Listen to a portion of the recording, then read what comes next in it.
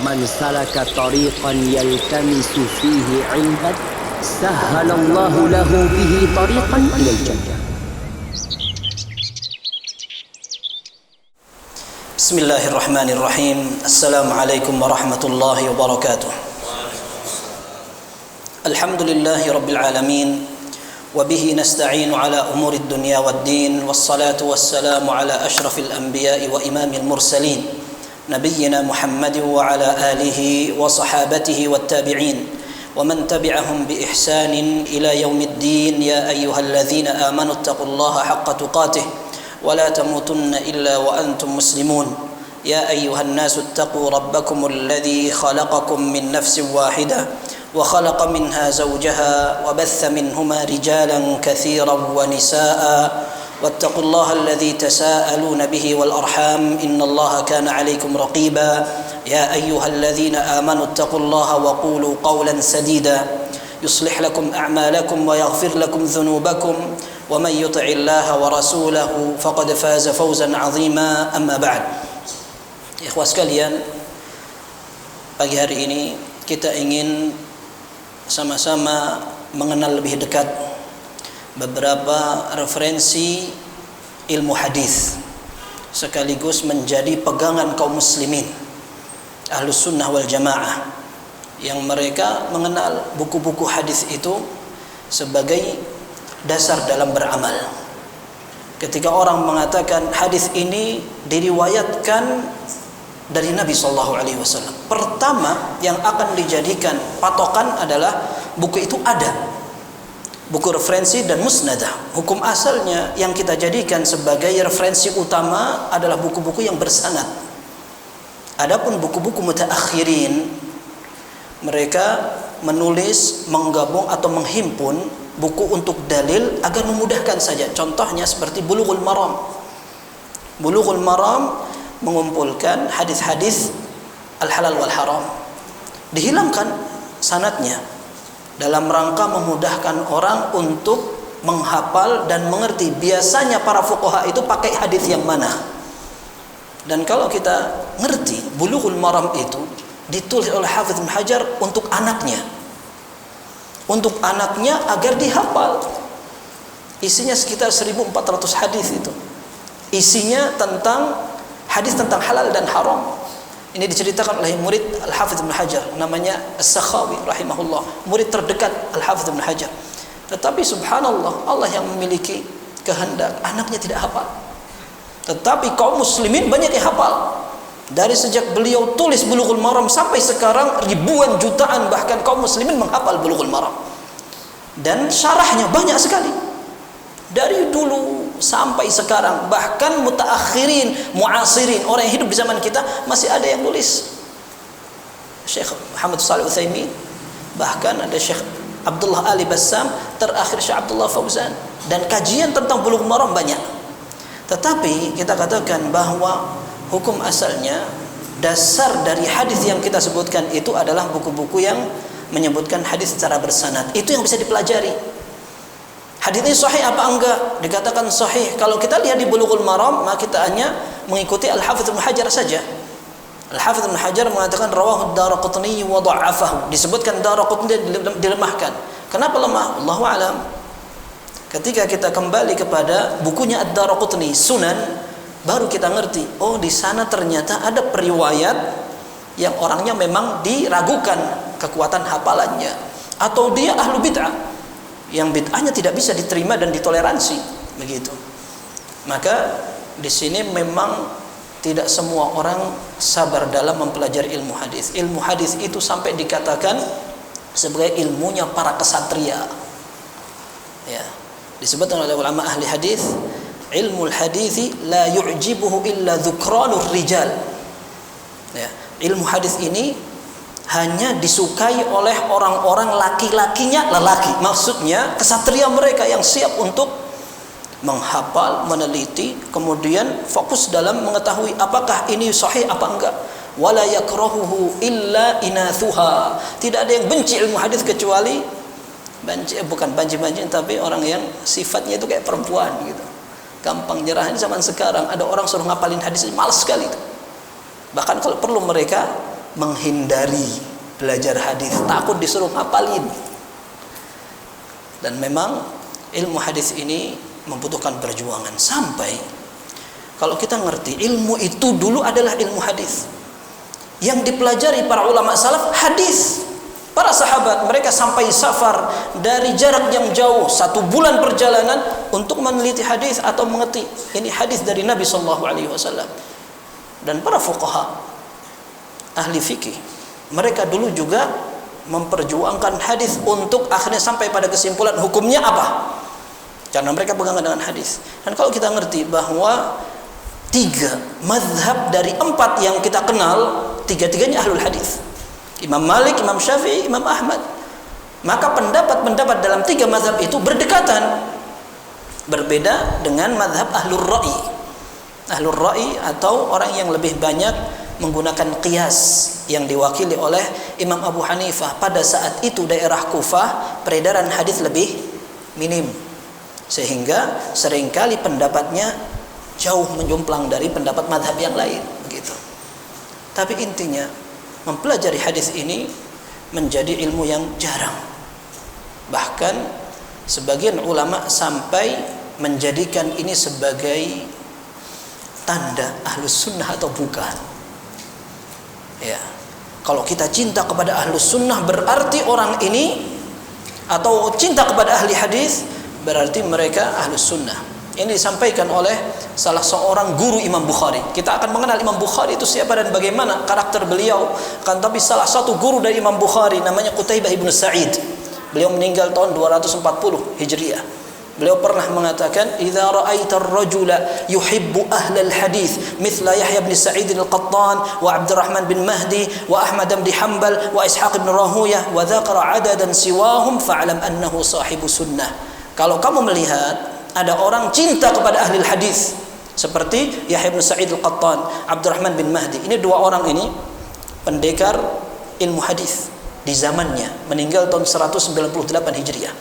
Tambah satu lagi Sufyan bin Uyainah. Mereka tinggal dan meninggal di tahun yang sama. Disebutkan pula Ahmad bin Hanbal meninggal tahun 241. Kemudian Ishaq bin Rahuyah. Ishaq bin Ibrahim bin Rahuyah ini kawannya Imam Ahmad. Dalam belajar fikih, dalam belajar hadis, safar kemana-mana untuk mempelajari hadis bersama ini. Ishaq bin Rahuyah dan Imam Ahmad meninggal tahun 238 Hijrah, 3 tahun sebelum Imam Ahmad. Kalau kamu melihat ada orang cinta sama mereka, ketahuilah dia adalah ahlus sunnah. Wa man khalafahum fa'lam annahu mubtadi'. Kalau kamu lihat ada orang tidak suka dengan ahlul hadis, ketahui dia ahlul bid'ah. Karena memang ilmu orang zaman dulu hadis. Sehingga mereka mau ibadah, mau menentukan hukum fikih, hadis langsung jadi pegangan, itu sudah biasa menurut mereka. Dan kita subhanallah pernah mendengar bahwa Ali bin al-Madini salah satu guru dari Imam Bukhari, beliau meninggal hampir sama dengan Imam Ahmad, bahkan sebelumnya wallahu alam ana lupa. Ali bin Madini sampai kata Imam Bukhari, mastasghartu ahadan atau mastasghartu inda ahadin illa inda Ali bin Madini. Aku enggak pernah malu, sungkan atau merasa tidak enak sama satu orang pun, kata Imam Bukhari, kecuali satu. Ini guru saya, Ali bin Madini. Haibah sekali, wibawa sekali. Dan dulu guru-guru itu galak, wibawa, dan mereka enggak diatur sama muridnya. Muridnya mau belajar, benar ikutin saya. Gitu. Dan satu saat Imam Bukhari belajar dengan 2 orang kawannya di pintu Ali bin Madini. Enggak banyak-banyak belajar hadis itu dulu. Biasanya kalau ilmu hadis dipelajari banyak orang, yang merotol banyak juga. Pertama banyak, kemudian berkurang. Ini sama mirip dengan pengajiannya Syekh Muhammad Shalih Utsaimin rahimahullah ketika beliau mulazamah ke Syekh Sa'di. Beliau cerita, ana belajar kepada Syekh Sa'di pertama banyak, kemudian berkurang sampai tersisa anak aja belajar dengan Syekh Sa'di. Sabar sampai selesai, ganti kitab sampai selesai. Kemudian akhirnya murid Imam Syekh Muhammad Shalih Utsaimin banyak. Kajian beliau di maktabah, kemudian maktabah perpustakaan itu, kemudian akhirnya karena mulai banyak enggak kuat, akhirnya di masjid, sampai akhirnya masjidnya dilebarkan, diluaskan. Tapi maksudnya ketika beliau belajar pertama, sedikit yang belajar. Ketika Al-Auza'i rahimahullah, seorang ulama ahli Syam, cerita, mata Atha ibn Abi Rabah wa huwa arda ahli al-ard fi zamanihi. Ketika Atha ibn Abi Rabah, murid dari Ibnu Abbas radhiyallahu anhuma, meninggal, beliau adalah orang terhebat di zamannya. Ternyata ketika mengadakan pengajian, lam yahdur majlisahu illa 9 atau 8. Yang hadir cuma 9 atau 8 orang. Tak apa-apa. Belajar hadis ini enggak harus banyak-banyak, tetapi niat, dan ini ibadah memang. Tidak semua orang bisa sabar begitu. Ya, tapi insya Allah ada pahalanya. Biiznillah ada pahalanya. Ya, orang pengajian itu kalau enggak sadar atau enggak sengaja aja, dalam Sahih Muslim kan? Dalam Sahih Muslim, kalau ada orang datang ke pengajian tidak sengaja karena ada kebutuhan aja, kata Allah Azza wa Jalla, hum qaumun la yashqa bihim jalisuhum.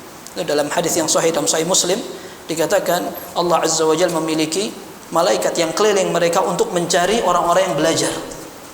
Yaltamisuna ahla dzikir, mereka mencari orang-orang yang datang pengajian. Kalau mereka dapat ada orang lagi ngaji, maka para malaikat akan mengatakan halumu ila hajatikum, ayo kita cari ini yang kita butuhkan. Lalu mereka mencatat itu orang yang datang di pengajian. Kemudian Allah Azza wa Jalla bertanya, apa yang mereka bahas? Mereka bahas tentang Engkau ya Allah, mereka bahas tentang surga, mereka bahas tentang neraka. Maka Allah Azza wa Jalla mengatakan, apakah mereka pernah melihat aku? Apakah mereka pernah melihat surga? Apakah mereka pernah melihat neraka? Maka malaikat mengatakan tidak. Maka kata Allah Azza wa Jalla, bagaimana seandainya mereka pernah melihat neraka? Seandainya mereka pernah melihat surga, dan seandainya mereka pernah melihat aku? Maka kata malaikat, mereka pasti akan lebih semangat untuk belajar. Maka Allah mengatakan, fa'ashidu anni qad ghafartu lahum. Kalau begitu, aku persaksikan kepada kalian, mereka telah aku ampuni. Malaikat mengatakan sebagian, ya Rabb, inna fihi abdaka khatta, innama ja'a lihajah. Wahai Allah, di situ ada orang salah. Artinya datang tidak pengen ngaji, dia cuman kebetulan ada butuhnya saja lewat. Maka Nabi SAW menceritakan, Allah berfirman, hum qaumun la yashqa bihim jalisuhum. Mereka adalah satu komunitas yang enggak rugi dijadikan kawan. Akhirnya yang tadi enggak sengaja itu diampuni juga.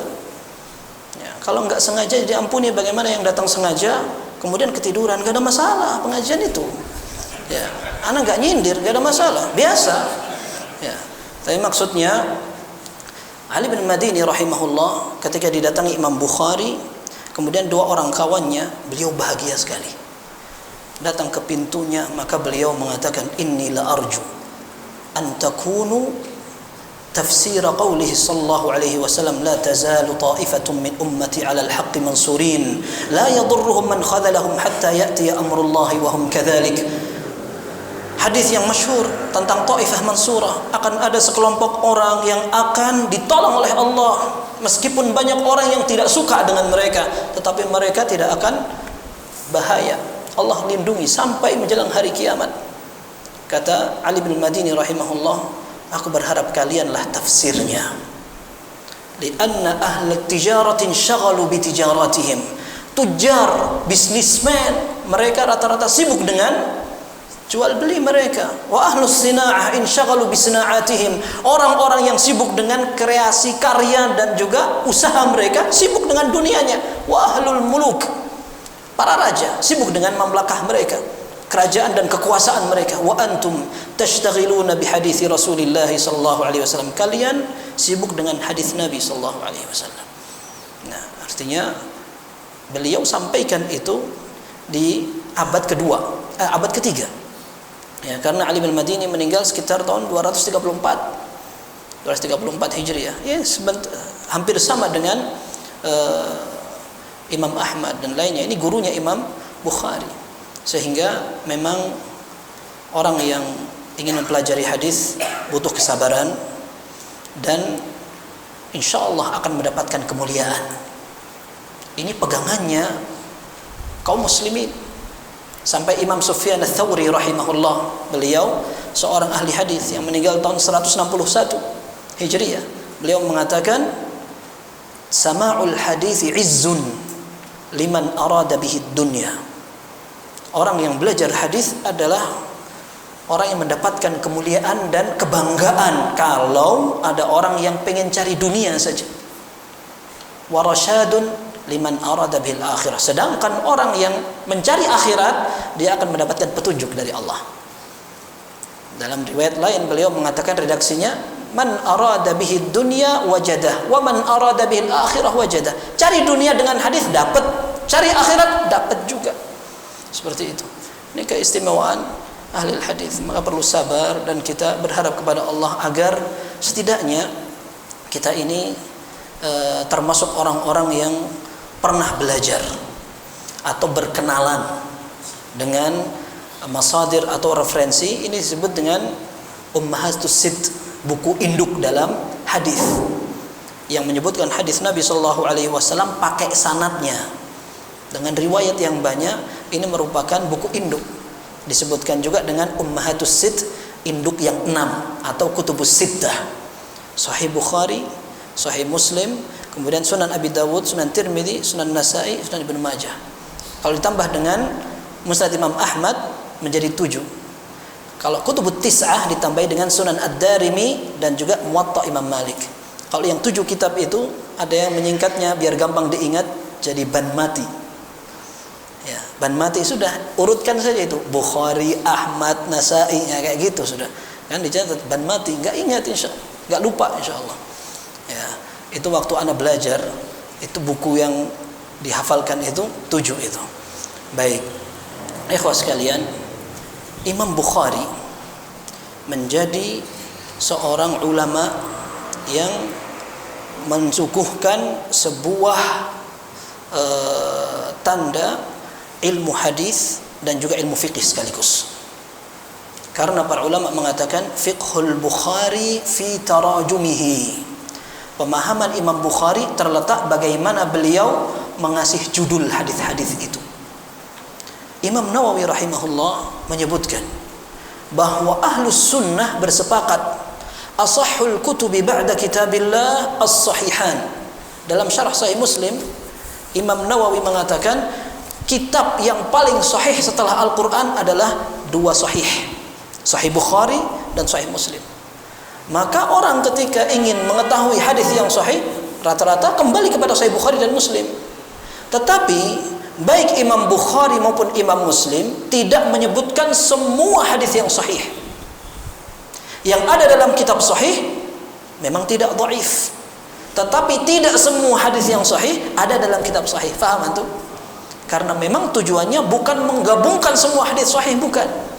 Tetapi Imam Bukhari ingin menyuguhkan kepada kaum muslimin hadis-hadis yang sahih. Ketika mereka kenal dan sibuk dengan hadis yang sahih, enggak perlu lagi mereka sibuk dengan hadis yang lemah. Seperti itu, termasuk Imam Muslim. Beliau juga tegaskan, anak enggak pengen kaum muslimin sibuk dengan hadis yang lemah, sehingga Sahih Bukhari dan Muslim hadis yang sahih dan bisa dijadikan andalan. Sekarang ada beberapa orang ingin mengkritisi, ingin istilahnya mengobok-obok Sahih Bukhari dengan mengatakan hadis ini tidak sahih. Sebenarnya itu bukan celah dan cacat. Ad-Daraqutni rahimahullah meninggal tahun 385 Hijriah di abad keempat. Beliau seorang ulama jarh wa ta'dil, ahli hadis. Beliau kritik Sahih Bukhari dan Sahih Muslim, dikritik betul. Dan dalam Sahih Bukhari ada beberapa hadis dikritik, hanya kata Hafidz Ibnu Hajar, semua kritikan itu rata-rata salah, yang menang adalah Sahih Bukhari. Sedangkan kritikan Ad-Daraqutni dalam karya Imam Muslim memang ada sebagian yang kuat adalah pendapat Ad-Daraqutni. Ada beberapa hadis yang dikritik, kenapa hadis ini antum sebutkan padahal pengennya hadis yang sahih, padahal di antara periwayatnya kurang sahih banget gitu. Tapi itu tidak masalah. Seorang mengkritisi dan dia ahlul hadis juga, dan tujuannya memang untuk lebih menjaga hadis itu. Adapun sekarang orang ingin mengkritisi Imam Bukhari dengan mengatakan hadisnya tidak sahih, mestinya orang itu berkaca. Siapa kita mau mengkritik hadis Sahih Bukhari? Hafal Quran tidak, mengerti hadis tidak, bahasa Arab juga lemah sekali, bahkan penampilan ahli hadis aja enggak, lalu datang ingin mengkritik Sahih Bukhari. Ini parah sekali. Ini kita tidak lagi berbicara tentang masalah niat. Untuk apa? Cari viral kah? Mengkritik Sahih Bukhari, yang penting dia bisa mendapat tulisan judul gitu. Kalau mengkritik Sahih Bukhari, ini ditegaskan oleh para ulama, jengkel sekali para ulama. Ketika ada orang-orang yang kaya pengen tampil jadi pendekar hadis begitu. Ini pahlawan kesiangan, bahkan kemalaman gitu. Ya, jadi mereka pengen kritik Sahih Bukhari, tapi siapa mereka? Di zaman sekarang kita katakan orang yang sampai menghafal hadis, rela dan sabar, jarang. Kemudian kita berkali-kali sampaikan bahwa mustalahat hadithiyah, istilah-istilah dalam hadis itu bukan hanya bahasa Arab saja, akan tetapi dia lebih dari sekedar orang ngerti bahasa Arab. Ini ada banyak mustalahat atau istilah-istilah yang harus dipertimbangkan sehingga seorang sampai kepada kesimpulan hadisnya sahih atau tidak. Pun demikian, ketika orang memeriksa atau meneliti sebuah hadis, ada sanadnya bagaimana, maka belum tentu satu hadis menjadi sahih ketika dipelajari ternyata semua perawi sahih. Muncul jasa dan orang-orang yang tahu ketika hidup seumur hidup mereka memang untuk belajar di ilmu hadis, seperti Abu Hatim Ar-Razi, Abu Zur'ah Ar-Razi, Yahya ibn Ma'in, kemudian para ulama lainnya. Ketika mereka akhirnya menilai, oh hadis ini zahiruhus sihhah, dari sisi nampaknya memang sanadnya sahih semua, perawinya semua thiqah, ternyata di sebahagiannya itu ada cacatnya. Kenapa? Karena menyelisihi hadis yang lebih masyhur. Ternyata hadis itu tidak sahih, tidak bersambung. Meskipun murid ini ketemu sama gurunya, akan tapi untuk hadis ini dia nggak ngerti. Contohnya misalkan hadis yang kita sering dengar, hadis tentang salat rawatib, salat sunnah rawatib 12 rakaat. Ya. Orang yang salat 12 rakaat dalam satu hari, maka dia akan dibangunkan rumah di surga. Ada yang mengatakan bahwa hadis itu, jangan khawatir, hadis itu sahih dalam Sahih Muslim, gak usah khawatir. Dan dikira anak mau mendhaifkan hadis yang ada dalam Sahih Muslim. Ini contoh aja. Ada sebagian orang mengatakan hadis ini diriwayatkan oleh Ummu Salamah, tetapi dikatakan oleh Abu Hatim kalau tidak salah, beliau mengatakan enggak, ini bukan riwayat Ummu Salamah, tetapi dari Ummu Habibah. Kok bisa ngerti? Ya seperti itu sudah, pokoknya alasannya nggak ngerti, pokoknya itu yang anak ngerti seperti itu. Tapi kenapa Abu Hatim mengatakan demikian? Beliau sudah ngerasa kehidupannya bersama hadis itu sampai dia seperti sudah mendarah daging. Ini salah, ini kayak gini. Ya, artinya seperti ini membutuhkan tulul mumarasah, panjang pengalaman dan perlu perjuangan yang lama. Lalu nggak gampang ada orang ingin menunjukkan hadis ini sahih atau tidak sahih, apalagi sampai mengkritik Imam Bukhari. Gitu. Ala kulli hal, ikhwas sekalian, Imam Bukhari Imam Ahlus Sunnah. Imam Ahlus Sunnah sya'u am abau. Semua orang tidak cocok, tidak terima, terserah. Tetapi Imam Bukhari dalam kitab ini mencerminkan bagaimana beliau bisa menyelisihi para fuqaha yang senior, ahli fikih senior. Beliau tunjukkan dengan pembahasan yang ada dalam Sahih Bukhari. Jadi beliau akan menunjukkan satu judul dalam hadis, dan judul itu menunjukkan bahwa beliau lebih memilih pendapat itu. Kata Hafidz Ibnu Hajar, terkadang Imam Bukhari tidak kasih judul dengan sebuah penetapan, tetapi kasih pertanyaan. Apakah boleh? Tanda tanya. Sudah. Kata Hafidz Ibnu Hajar, berarti dalam masalah ini ada khilaf. Nanti kita akan coba lihat contoh-contohnya. Tapi yang jelas Imam Bukhari, dan subhanallah, beliau ini bukan orang Arab. Beliau bukan orang Arab. Kenapa kita katakan demikian? Orang Arab dikenal pertama mereka sudah lahir aja sudah fasih ngomongnya itu. Kita ini yang sudah belajar belasan tahun tuh kalau ngomong bahasa Arab difasih-fasihkan tambah elek ya. Dan orang Arab mengatakan orang yang fasih itu tidak perlu ketika mengucapkan bahasa Arab pakai tajwid, jelek sekali. Ya. Ngomong pakai bahasa Arab pakai tajwid, pakai gunnah lagi, nggak usah. Ya, ini disebutkan oleh salah seorang ahli bahasa. Ya, ini bukan fasih, malah kelihatan takalluf atau merepotkan diri. Akan tetapi Orang Arab itu lahir cuer begitu dia sudah fasih, dia nangisnya aja fasih ya. Ya. Tetapi lebih dari itu, orang Arab lebih dikenal dengan kekuatan hafalan. Yang disebut oleh As-Sakhawi, Imam As-Sakhawi rahimahullah, beliau menceritakan gurunya Al-Hafidz Ibnu Hajar.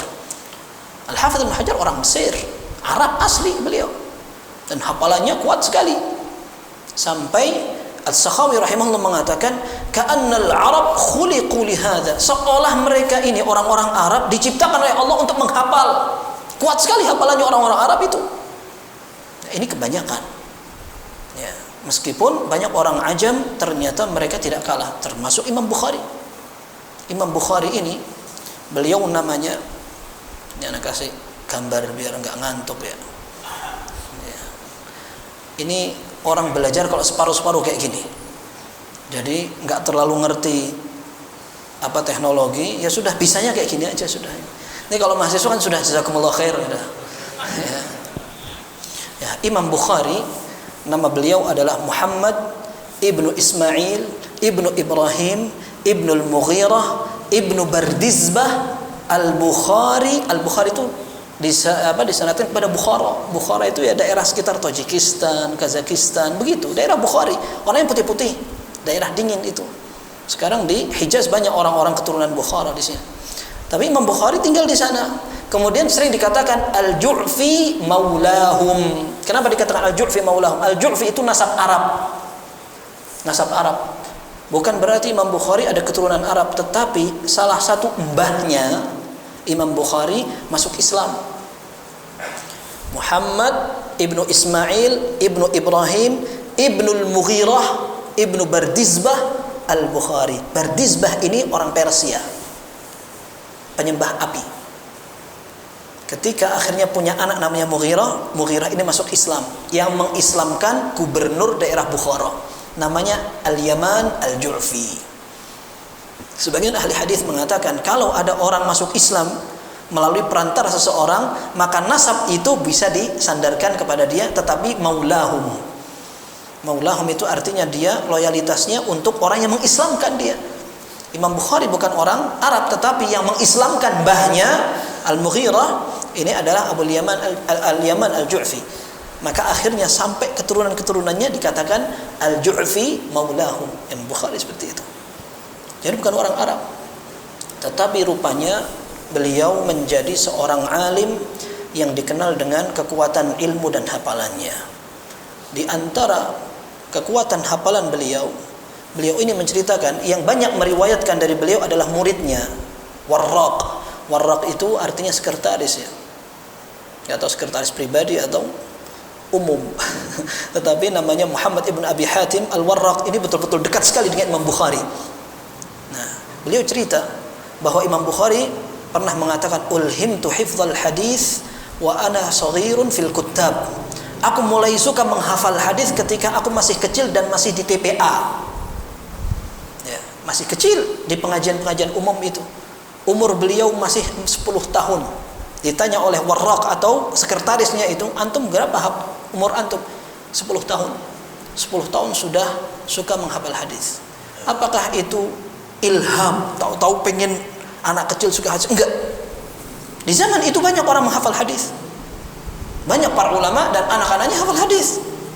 Imam Ahmad, beliau sampai anaknya namanya Abdullah, salah satu perawi ilmu hadis dari bapaknya Abu Zur'ah Ar-Razi. Beliau bilang kepada Abdullah bin Imam Ahmad, abuka yahfadhu alfi hadis.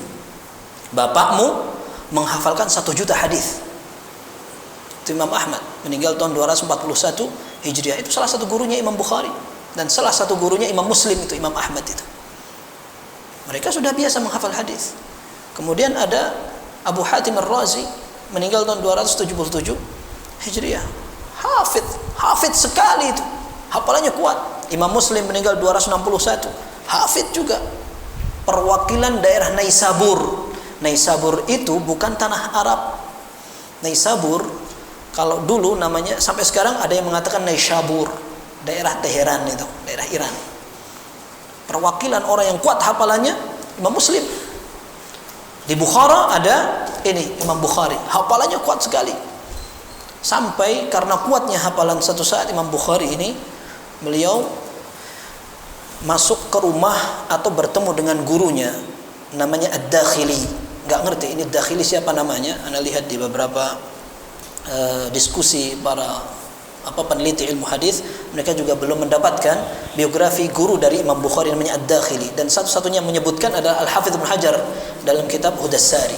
Tapi yang jelas Al-Bukhari rahimahullah menceritakan, satu saat aku mendengar guruku namanya Ad-Dakhili ini menyebutkan dalam pengajiannya, ada riwayat disebutkan di situ Sufyan an Abi Zubair an Ibrahim. Dalam hadis itu diriwayatkan ada sanad begitu, Sufyan an Abi Zubair an Ibrahim. Kata Imam Bukhari, kayaknya salah, karena Abu Zubair tidak meriwayatkan dari Ibrahim. Ini jengkel ini gurunya, ini anak kecil umur 10 tahun atau mungkin 12 tahun begitu ya. Ketika tahu-tahu ngomong salah, ngamuk dia. Betul, Al-Hafidz Ibnu Hajar menceritakan ini guru ngamuk sekali. Akhirnya kata Imam Bukhari rahimahullah, raji'il asla idza kana 'indak. Kalau kamu punya buku panduan, coba koreksi lagi. Akhirnya sang guru itu masuk ke rumah. Ternyata dia dapat buku benar apa yang dikatakan oleh Imam Bukhari. Keluar dia, kaifa huwa ya ghulam, anak kecil, gimana yang benar? Kata Imam Bukhari rahimahullah, Sufyan ini Abu Zubair itu enggak meriwayatkan dari Ibrahim, tapi yang benar itu Az-Zubair, bukan Abu Zubair. Antum salah nulis ditambahi Abu, berubahlah namanya. Wa huwa Ibnu Adi, itu namanya Ibn Adi an Ibrahim begitu. Akhirnya ditulis. Ditanya oleh sekretarisnya, antum dulu umurnya berapa? Waktu sudah bisa membetulkan guru hadis, beliau mengatakan umurku waktu itu 11 tahun. Zaman sekarang belum lulus SD itu sudah bisa membetulkan Syekh Sudes waktu imam tarawih. Hebat sekali itu, viral itu ya. Imam Bukhari kayak begitu. Taib. Imam Bukhari pernah juga ketika beliau masih muda, beliau ini keliling-keliling untuk mencari dan belajar hadis kepada masyayikhul Basrah, guru-guru Basrah. Yang diceritakan oleh salah satu kawannya atau orang yang bersama beliau, dan beliau masih kecil memang, kalau kawan-kawannya sudah dewasa, namanya Hashid bin Ismail. Yang cerita juga sama sekretarisnya. Beliau mengatakan, Hashid bin Ismail mengatakan, kharaja ma'ana Muhammad bin Ismail ila masyayikhil Basrah wa huwa ghulam. Satu saat Imam Bukhari bersama kami untuk menghadiri kajian-kajian hadis di masyayikh Basrah, daerah Irak. Wa huwa ghulam, dia masih kecil. Fakana la yaktub, dia tidak menulis. Hatta ata alaihi dzalika ayyaman, sampai berhari-hari enggak nulis. Falumna alaihi ba'da 15 yawman aw 16 yawman. Setelah 16 hari berlalu, kita kritik dia, kenapa antum tidak nulis? Emang ini waktu sudah lama, sayang banget kamu enggak nulis. Emangnya ini tontonan layar lebar, ini nih belajar kita, nulis gitu. Maka kata Imam Bukhari rahimahullah, qad aktsartum alayya, kalian ini banyak kritik saya. A'ridu ma katabtum, yang kalian tulis coba mana? Maka kata Hashid bin Ismail, fa akhrajnahu fa kana yazidu an 15,000 hadis. Setelah 16 hari kita keluarkan catatan kami, ternyata sampai 15.000 hadis. Faqara'aha kullaha min hifdhihi, maka Imam Bukhari membaca semuanya dari hafalannya 15.000 hadis. Faja'alna nuhkimu kitabana min hifdhihi, sampai kebanyakan kita membenarkan catatannya dari hafalan Imam Bukhari. Ya. Zaman sekarang itu banyak yang gayanya kayak Imam Bukhari. Tidak apa-apa, yang penting dapat gayanya. Ya. Tapi maksudnya hafalan ini menjadi hal yang jarang. Sampai saat ini orang menyangka hafalan tidak penting. Bahkan sejak saya SMA ada seorang syekh mengatakan ada usaha seperti betul-betul masif, mereka ingin mengesankan hafalan tidak penting. Yang penting nalar. Gimana cara kita memahamkan, gimana cara kita menalar di kehidupan kita, segala macam ilmu itu seolah tidak penting untuk dihafal. Subhanallah, padahal kita ngerti Allah Azza wa Jalla menjaga turas atau peninggalan Rasul sallallahu alaihi wasallam dengan hafalan. Dulu para ulama sampai tidak mau betul-betul punya buku karena khawatir kalau ada buku mereka akan meninggalkan hafalan dan melemah hafalan mereka. Kalau seandainya kita tidak bisa menghafal semuanya, minimal kita tidak tinggalkan sama sekali hafalan itu. Gitu. Ini Imam Bukhari rahimahullah, dan beliau cerita, hafiztu mi'ata alfi hadithin sahih wa mi'atai alfi hadithin ghairi sahih. Aku menghafal 100.000 hadis sahih dan 200.000 hadis yang enggak sahih. Ya. Karena memang hadis yang tidak sahih lebih banyak, hadis yang sahih ini lebih sedikit. Ini belum yang palsu. Dan beliau ketika menghafal itu, beliau juga sampai dites, diuji sama orang gitu. Dan satu saat, ini kisah yang masyhur sekali. Kisah yang masyhur, beliau ketika datang ke daerah Baghdad dan akan diuji oleh orang-orang ahli hadis di sana. Ketika memang Imam Bukhari rahimahullah akan mengunjungi daerah Baghdad, Irak. Orang-orang ahli hadis di daerah Baghdad siapkan semuanya untuk ngetes hafalan beliau. Maka mereka memilih fa'amadu ila mi'ati hadithin qad ghayyaru wa qallabu mutunaha wa asanidiha. Mereka sudah tukar-tukar 100 hadis ini, matan dan sanadnya. Kemudian ditugaskan 10 orang. Satu orang membawa 10 hadis yang sudah diruwet-ruwetkan itu. Sanad sama matanya sudah dibolak-balik. Sampai akhirnya datang Imam Bukhari, ditanya tentang hadis ini. Setiap ada satu soal tentang hadis, faja'ala yaqulu la a'rifuh. Aku enggak ngerti hadis ini. Datang hadis berikutnya, aku enggak ngerti hadis ini.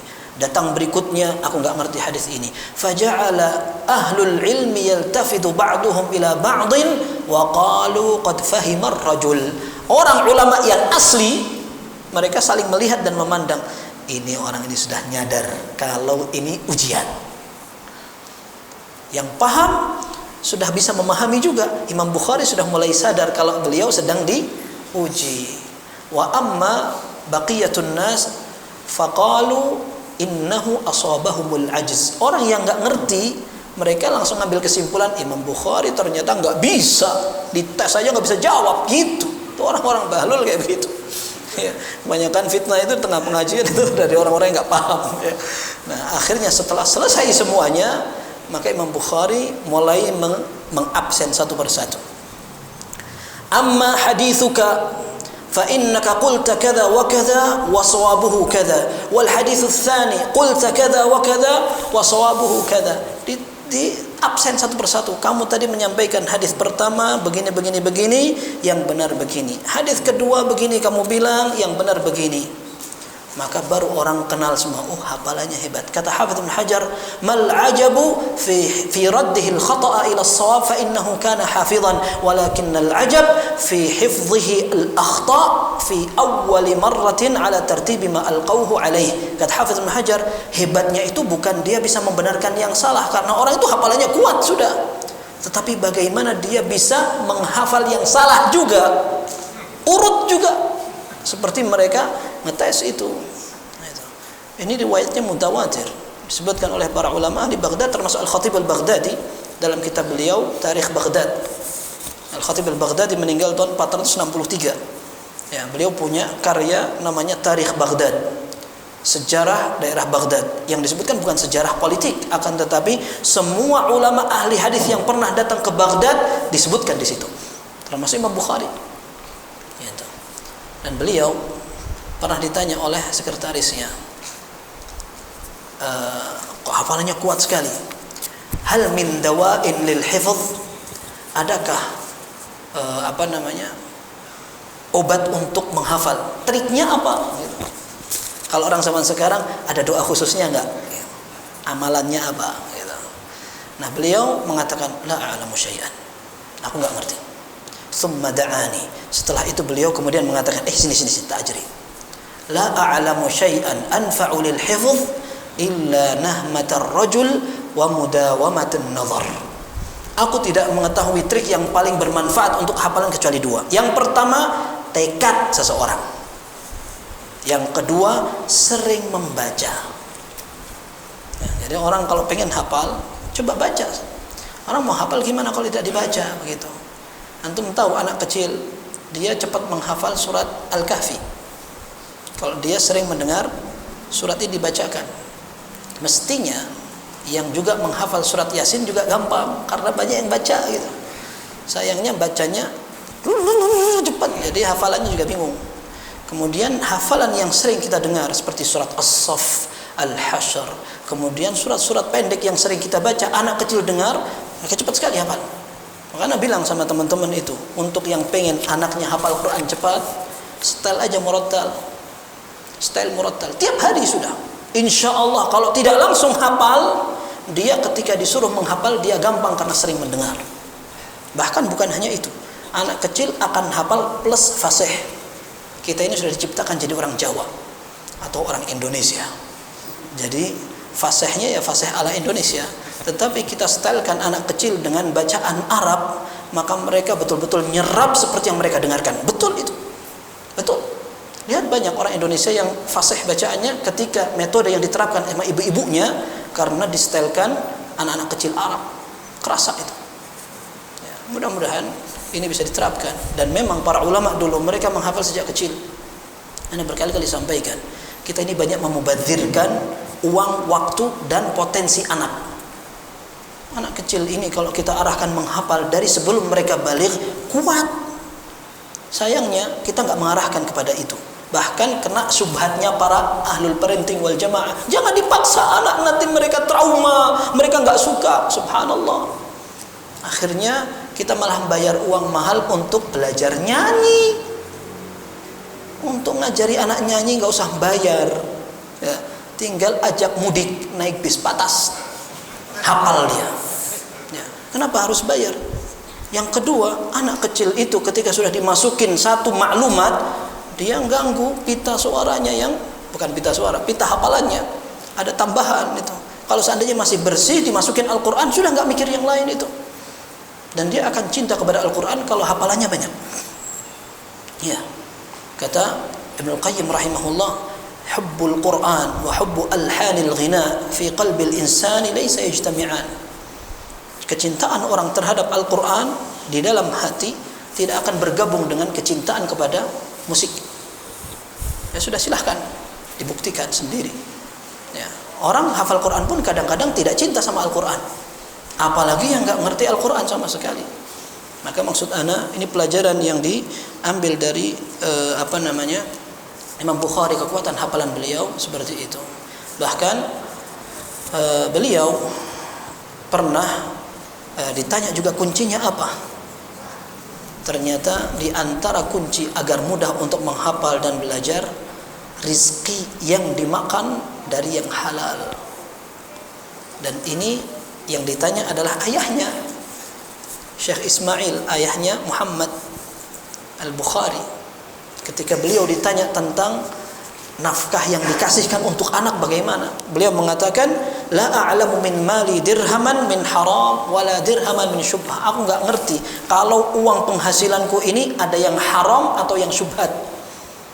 Artinya orang tua juga sama seperti itu. Ketika mereka pengen anaknya berbakti, nurut, sukses, perlu mereka lebih hati-hati dari penghasilan dimasukkan. Bukan berarti akhirnya saya sudah punya anak istri, saya mau tidak mau harus dapat, ini tanggung jawab saya, sudah sekarang samber aja semua yang dapat itu. Bukan, justru kita punya anak istri, kita tertantang untuk bertanggung jawab. Jangan sampai nanti makanan yang masuk itu menjadi susah untuk solehnya mereka. Seperti itu.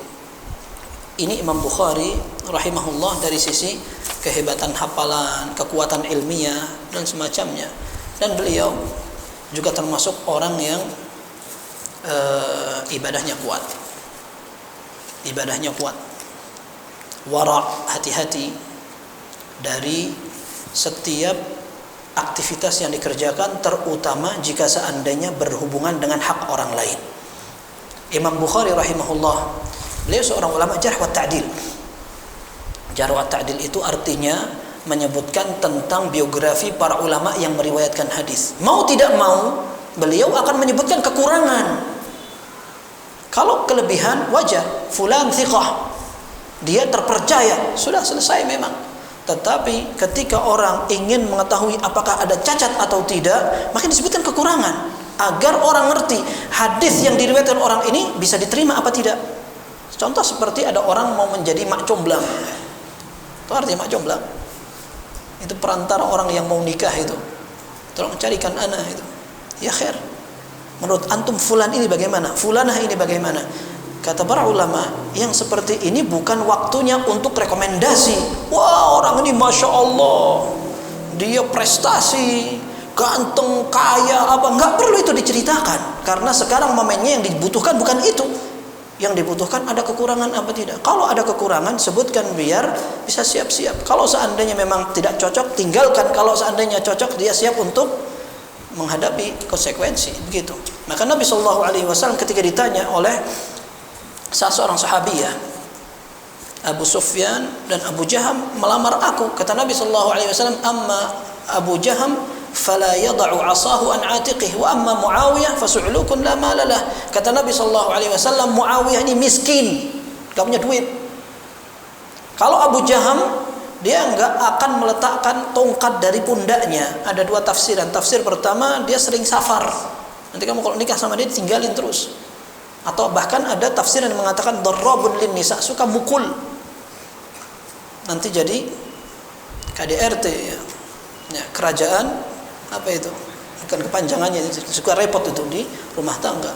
Ya, maka Nabi SAW kemudian mengatakan inkihi Usamah, kamu nikah saja sama Usamah bin Zaid. Jadi maksudnya kalau dalam masalah pernikahan yang disebutkan adalah kekurangannya, dan ini bukan ghibah yang haram. Ini justru dibutuhkan.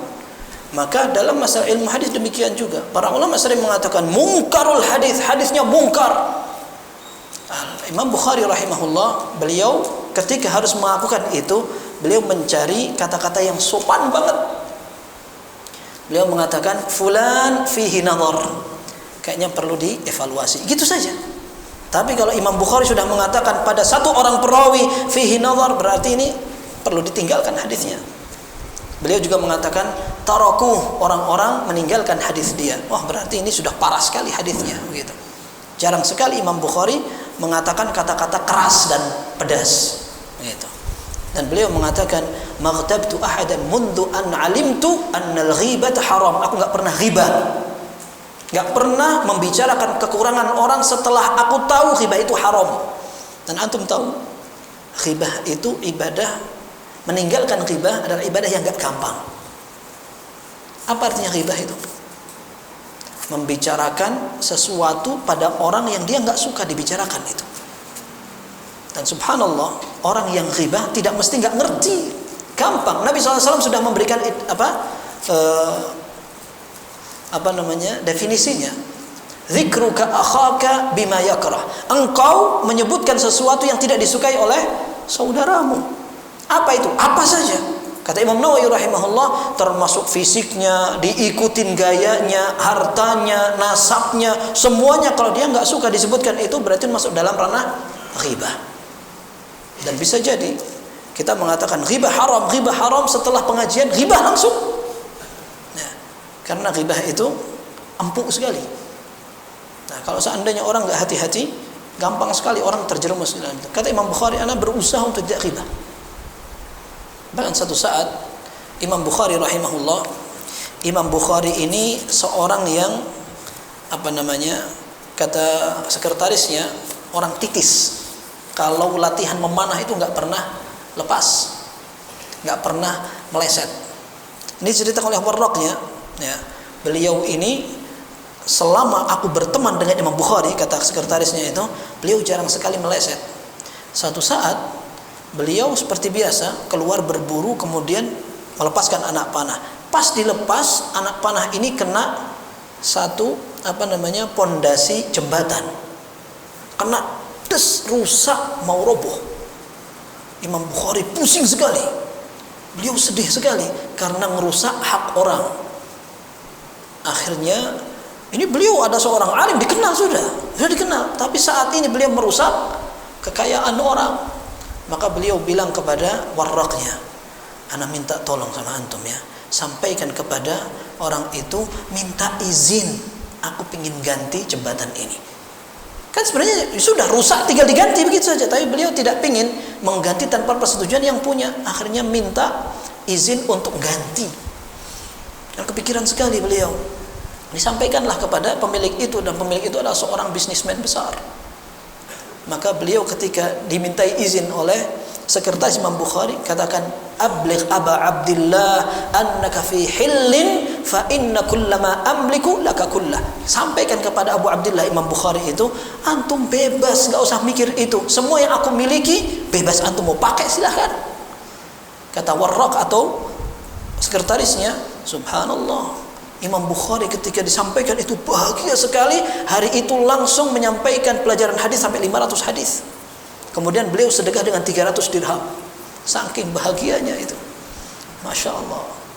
Itu orang ilmu hadisnya kuat, hafalannya juga kuat, ternyata kepribadiannya juga kuat. Gak mesti ilmu itu diukur dari hafalan, prestasi, apalagi cuma nilai aja, atau gelar yang kayak kereta itu. Ya sekarang sudah nggak ada. Ya sekarang mungkin manfaat untuk orang-orang yang membutuhkan. Tetapi di sisi Allah Azza wa Jalla kita khawatir ilmu kita ini tidak ada apa-apanya.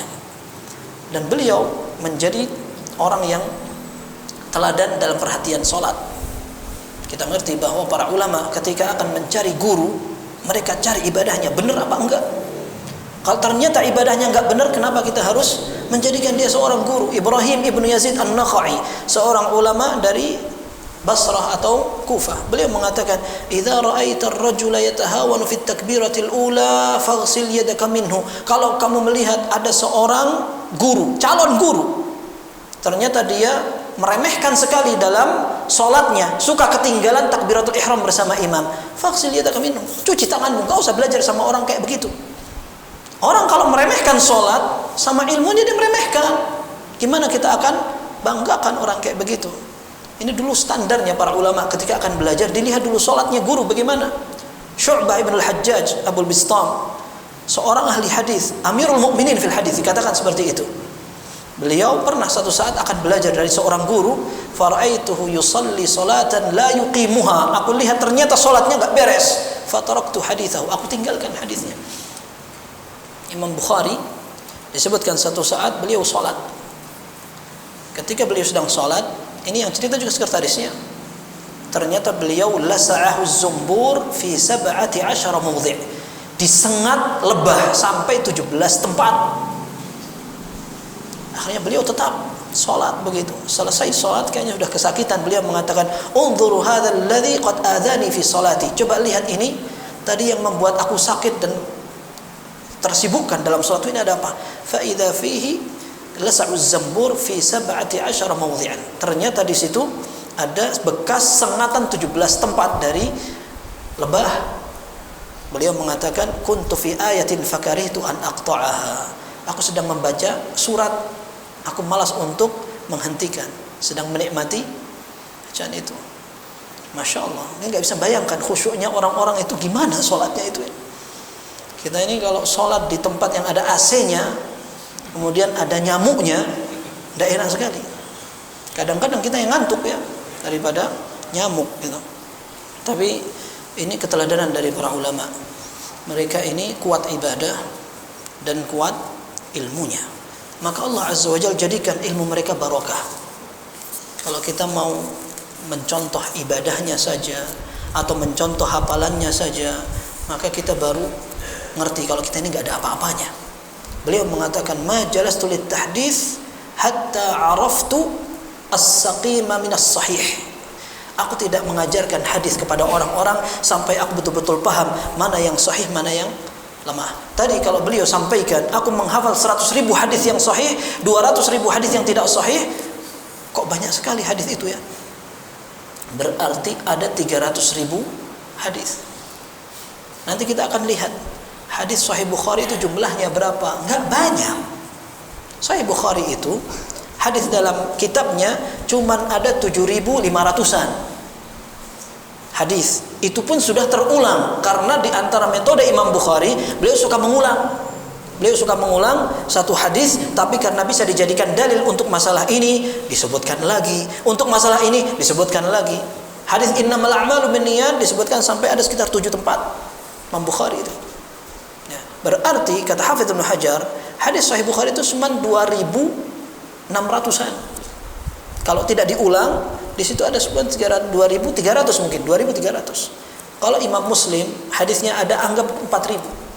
Sunan Abi Dawud menyebutkan hadis yang tidak disebutkan oleh Imam Bukhari dan Muslim, anggap aja 2.000.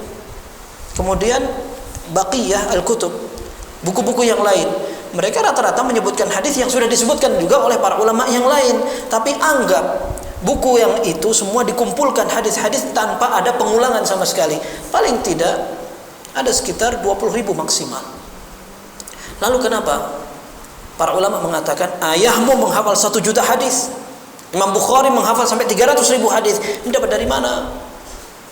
Disebutkan dalam buku mustalah, yang dimaksudkan dihafalkan hadis itu dengan sanadnya. Mereka menghafalkan sanadnya, dan dulu para ulama menilai satu sanad itu sama dengan satu hadis. Dan kalau antum tahu, menghafal sanad lebih susah daripada menghafal matannya. Menghafal matan itu cuman perkataan Nabi SAW, jadi jelas sekali yang ada kandungan fikih dan hukumnya. Kemudian bahasa Nabi SAW itu mudah. Beda dengan menghafal orang. Orang ini meriwayatkan dari gurunya, ini guru dari ini, lebih susah lagi. Tetapi itu menjadi ajang hafalan orang dulu. Zaman sekarang mau ngafalin matan saja, alhamdulillah banget. Ya, coba di absen yang hafal Arba'in Nawawi berapa? Ya, salah seorang dosen pernah cerita, yang sharing gitu. Saya dalam 1 semester ngajar di program studi ilmu hadis.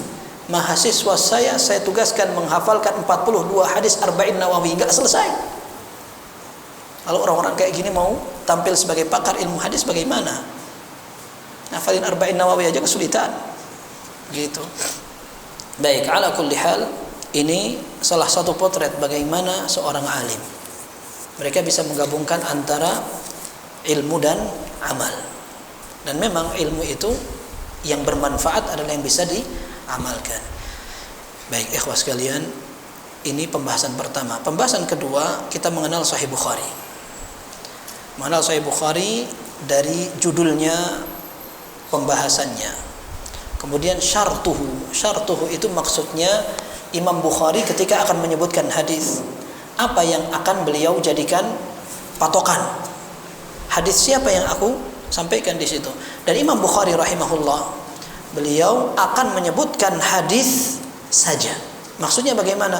Kalau beberapa buku sebelumnya yang disebutkan itu pakai tambahan fatwa para tabi'in, ada athar dari sahabat, bahkan ada pendapat penulis. Contohnya Al-Muwatta. Al-Muwatta karya Imam Malik rahimahullah, di situ ada perkataan Imam Maliknya sendiri. Ketika beliau menyebutkan hadis tentang masalah salat, maka beliau akan sebutkan tambah dengan fatwanya sahabat, ada fatwa tabi'in ditambah pendapat Imam Malik. Imam Bukhari pengen mengumpulkan hadis-hadis yang khusus isinya hadis aja. Nah, terkadang beliau tambahkan beberapa riwayat dan athar dari sahabat, tetapi ini bukan sebagai hadis, tetapi beliau ingin menunjukkan pendapat beliau, pilihan beliau dalam satu masalah. Dan beliau tidak akan menyebutkan hadis kecuali orangnya betul-betul terpercaya. Kalau para ulama menyebutkan bahwa ada dulu seorang ulama ahli hadis namanya Ibnu Syihab Az-Zuhri. Ini gurunya Imam Malik. Pada saat itu dikatakan dunia ini sanad yang ada dan paling istimewa sanadnya Az-Zuhri. Beliau punya murid. Muridnya banyak sekali dan mereka bertingkat-tingkat. Tingkat pertama orang yang hebat-hebat, hafalannya kuat dan sering hadir di majelisnya. Safar pun diikuti gurunya. Ini nomor 1, ini tingkatan yang paling nomor 1. Nomor 2, hafalannya tidak sekuat orang-orang pertama. Kemudian mereka lebih jarang untuk mengaji ke Az-Zuhri. Kemudian yang ketiga, orang yang lebih rendah lagi tingkat hafalannya kadang-kadang salah. Kemudian yang berikutnya bukan hanya salah, bahkan mungkin imbang antara yang benar dan yang salah. Kemudian yang terakhir, orang yang memang kebanyakan hadisnya kacau. Tapi kalau kita lihat contoh-contohnya, orang yang hafalannya kacau sampai dikasih gelar mungkarul hadis, kalau dibandingkan dengan kita, wah nggak ada apa-apanya kita. Kita ini sudah nggak mungkarul hadis lagi kita. Ya. Kita sudah dikatakan mau belajar hadis sudah alhamdulillah gitu. Ya, tapi maksudnya Imam Bukhari rata-rata beliau pilih kelas 1. Riwayat yang disebutkan dalam sahih ini kelas nomor 1. Kalaupun beliau perlu menyebutkan orang-orang kelas nomor 2, maka biasanya disebutkan sebagai penguat saja. Berbeda Imam Muslim. Imam Muslim sebagian hadisnya ada yang kelas 1, yang kelas 2 banyak.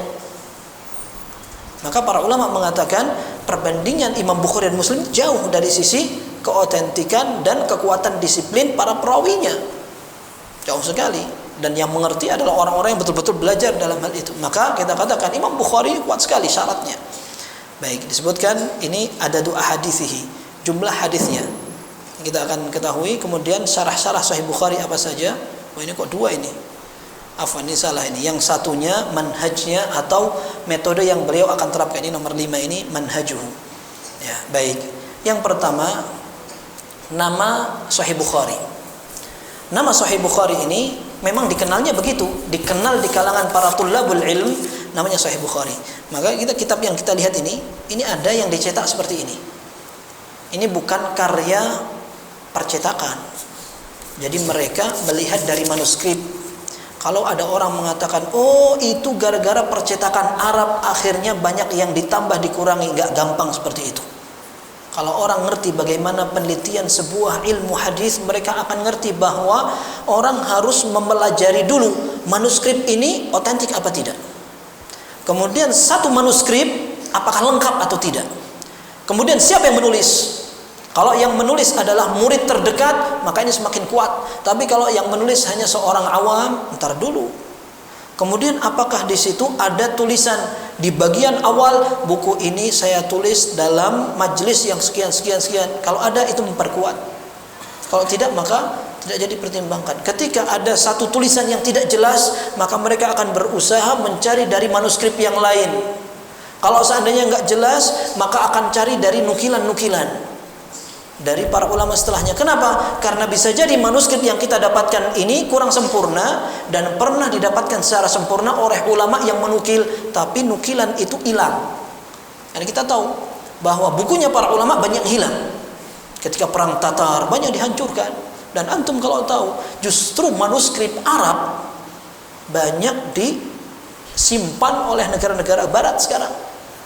Kita waktu meneliti beberapa manuskrip itu, di antara referensi kita itu diambil dari negara-negara barat itu yang susah untuk mengomongkan kotanya itu apa itu, terbiti di antaranya itu bukan daerah Jakarta dan sekitarnya itu. Ya, kita cari dari negara-negara barat itu sudah dalam bentuk kopian. Tapi kalau ada orang yang mencari satu manuskrip itu mahal, dijual per lembar pakai dolar itu. Sebagian mereka mungkin nggak ngerti bahasa Arab, tapi mereka ngerti ini turas. Ini peninggalan dan ini berharga sekali untuk kaum muslimin. Maka banyak orang-orang misionaris paham bahasa Arab. Bahkan ada beberapa fahrasat. Fahrasat itu kayak buku daftar isi untuk mencari hadis yang nulis orientalis. Ya. Fihris al-fadhil hadis ini yang menulis orang orientalis. Aslinya pakai bahasa Inggris. Berarti dia sudah bisa ngerti bahasa Arab sampai dia meneliti hadis yang banyak, kemudian dia bikin fihrisnya atau catatan daftar isinya, buku khusus untuk mencari lafaz hadis. Ternyata yang nulis bukan orang Arab, lalu diarabkan, diterjemahkan oleh ada seorang ulama namanya Muhammad Fuad Abdul Baqi. Ya. Nah ini orang ketika akan menyebutkan satu karya ilmiah, manuskripnya dipelajari dulu. Sebagian manuskrip seperti yang disebutkan oleh para tullabul ilm, ada yang mengatakan Sahih Bukhari. Nama aslinya beliau juga menyebutkan dalam kitab-kitab Al-Bukhari. Dzakartuhu fil Jami'is Sahih. Aku sudah sebutkan ini dalam bukuku, namanya Al-Jami' As-Sahih. Maka memang nama di antara yang dinukil dalam penamaan Sahih Bukhari ada Al-Jami' Al-Musnad As-Sahih Al-Mukhtasar min Sunani Rasulillah sallallahu alaihi wasallam wa ayyamihi wa sunanihi. Kumpulan hadis-hadis bersanad yang sahih, yang ringkas, yang dinukil dari ajaran Nabi sallallahu alaihi wasallam, perkataan dan hari-harinya. Ini ana lihat di antara cetakan-cetakannya begini. Ya. Ada Al-Jami'us Sahih Al-Mukhtasar Al-Musnad min umuri Rasulillah sallallahu alaihi wasallam sunanihi wa ayyamihi. Ada yang dicetak seperti ini, ada yang cetak Sahih Bukhari saja. Ada yang cetak Al-Jami' Al-Musnad As-Sahih Al-Mukhtasar min umuri Rasulillah SAW. Ini penamaan-penamaan, sebagiannya memang ada riwayatnya, Imam Bukhari sendiri menyebutkan begitu, sebagiannya tertulis dalam manuskrip-manuskrip begitu. Baik, ini aja yang ana kumpulkan tadi. Setelah itu sudah habis gambarnya. Ya. Kemudian isinya apa? Isinya hadis-hadis yang sahih. Ana ingin sebutkan di antaranya, ini ana carikan gambar tadi. Nah, ini dalam Sahih Bukhari. Nah, ini contohnya Sahih Bukhari. Ini isinya.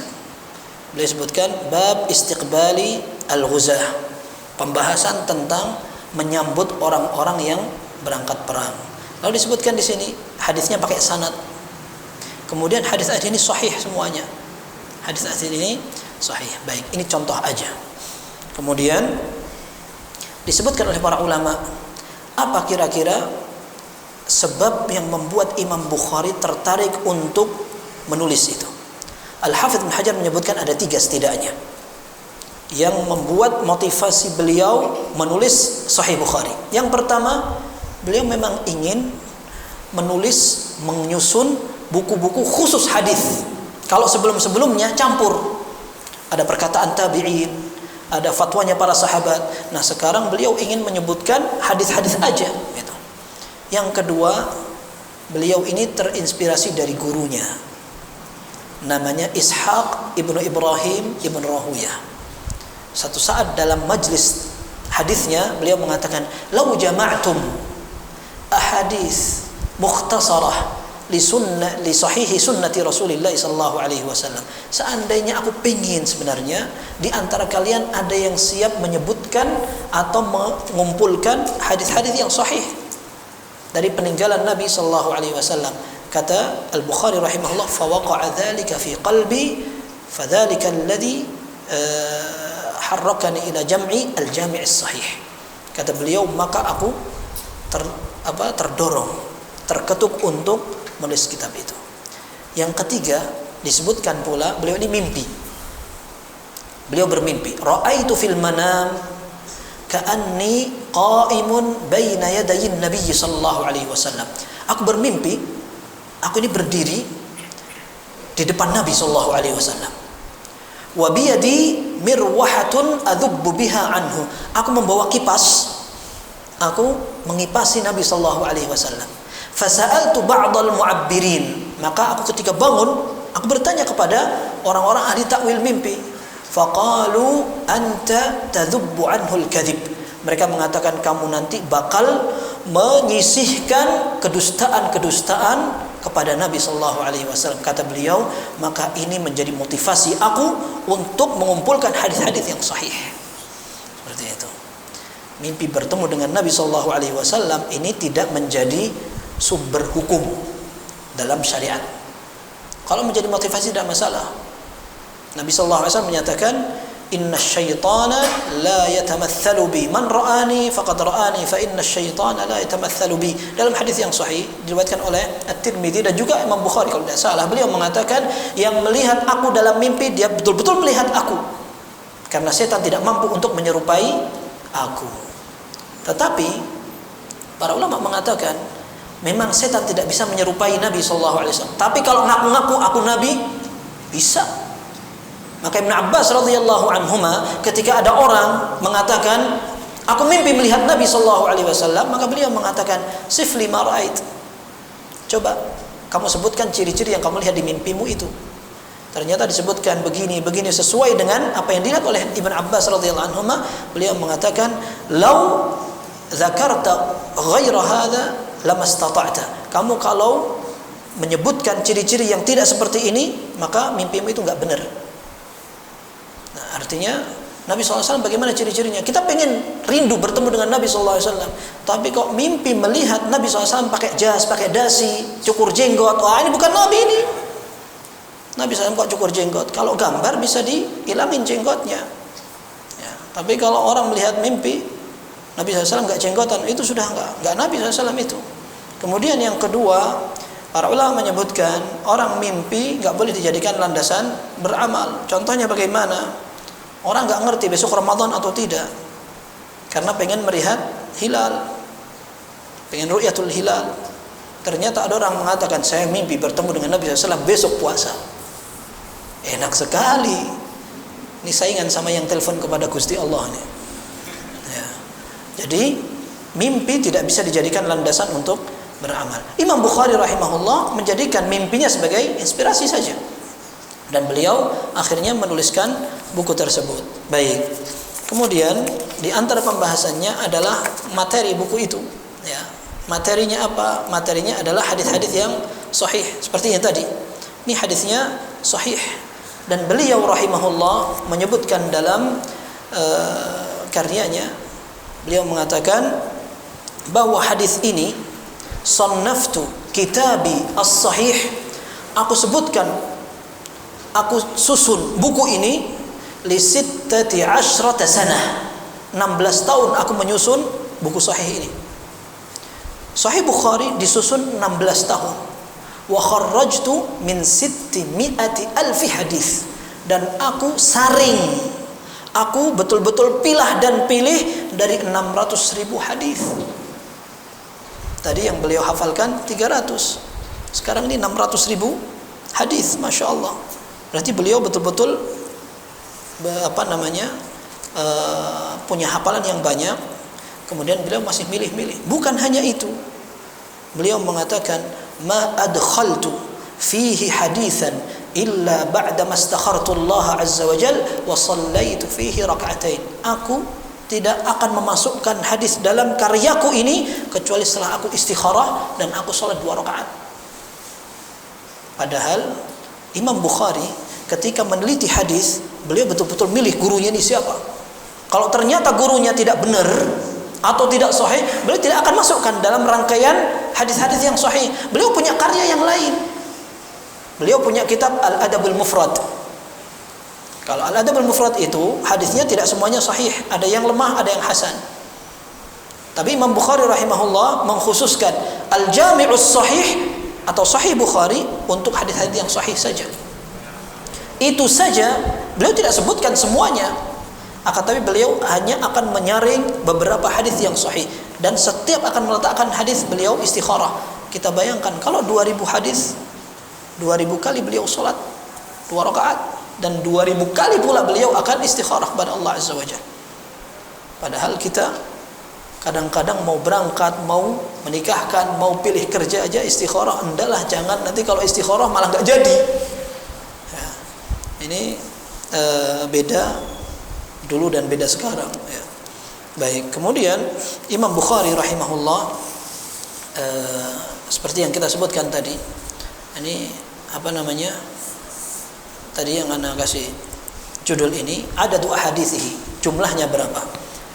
Sahih Bukhari ini hadis tidak banyak. Yang ada dalam buku-buku dicetak, kalau seandainya ada penomorannya. Penomoran yang sering dijadikan dasar dan patokan adalah penomoran Muhammad Fuad Abdul Baqi.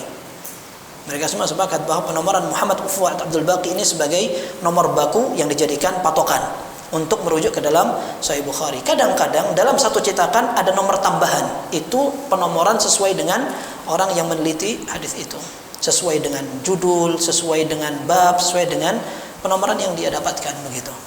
Tetapi kita sebutkan bahwa kalau ada orang yang ingin menghafalkan hadis, enggak harus disebutkan nomornya. Hadis itu dalam Sahih Bukhari nomor sekian, di sebelah ini enggak perlu, karena bisa jadi cetakan itu berbeda dan bukan itu yang jadi tujuan. Kita pengen tahu matannya. Sahih Bukhari sudah selesai, aman sudah. Kalaupun kita tidak hafal sanadnya juga enggak apa-apa, karena memang hadisnya sudah sahih. Tetapi paling tidak matannya kita ngerti dan hafal. Seperti itu. Nah, jumlahnya kita sebutkan tadi bahwa Al-Hafidz Ibnu Hajar menyebutkan jumlahnya tidak lebih dari 7.397, itu sudah perulang-ulang. Terulang-ulang maksudnya bagaimana? Anda sebutkan tadi, Imam Bukhari suka mengulang-ulang pembahasan satu hadis kalau bisa dijadikan dalil di beberapa pembahasan fikih. Satu sebutkan di ini, nanti pembahasan yang lain sebutkan ini, pembahasan lain sebutkan begini. Akhirnya banyak pengulangan. Imam Muslim nggak model kayak begitu. Imam Muslim kalau sudah menyebutkan dalam satu pembahasan sudah rata-rata seperti itu. Maka sebagian ulama mengatakan enak belajar Sahih Muslim. Kalau belajar Sahih Bukhari capek, susah.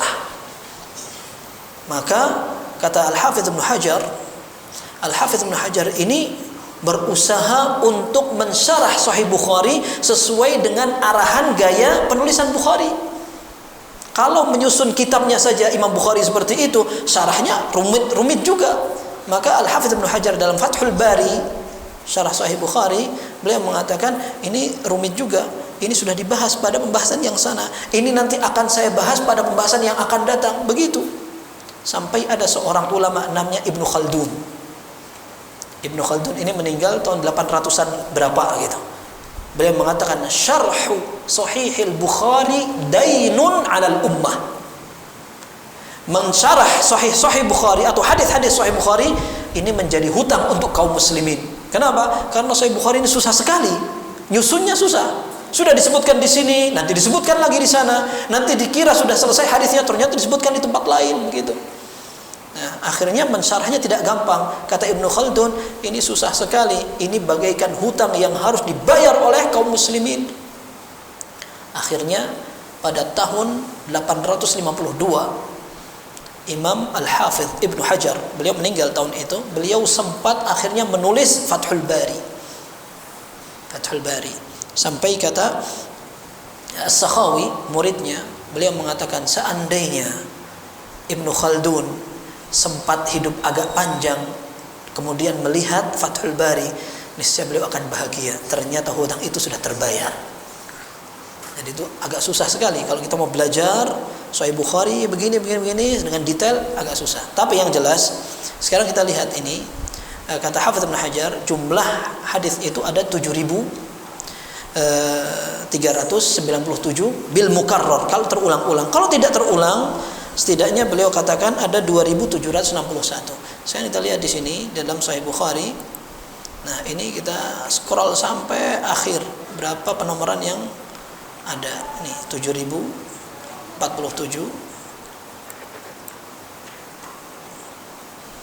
Nah, ini loading ini, Masya Allah. Laptopnya tua kayak yang punya. Ya. Ini terakhir hadisnya, kalimatani habibatani ila rahmani thaqilatani fil mizan. Nah, itu hadis itu yang hadis terakhir yang disebut oleh Imam Bukhari rahimahullah. Mana ini? Banyak sekali. Baik.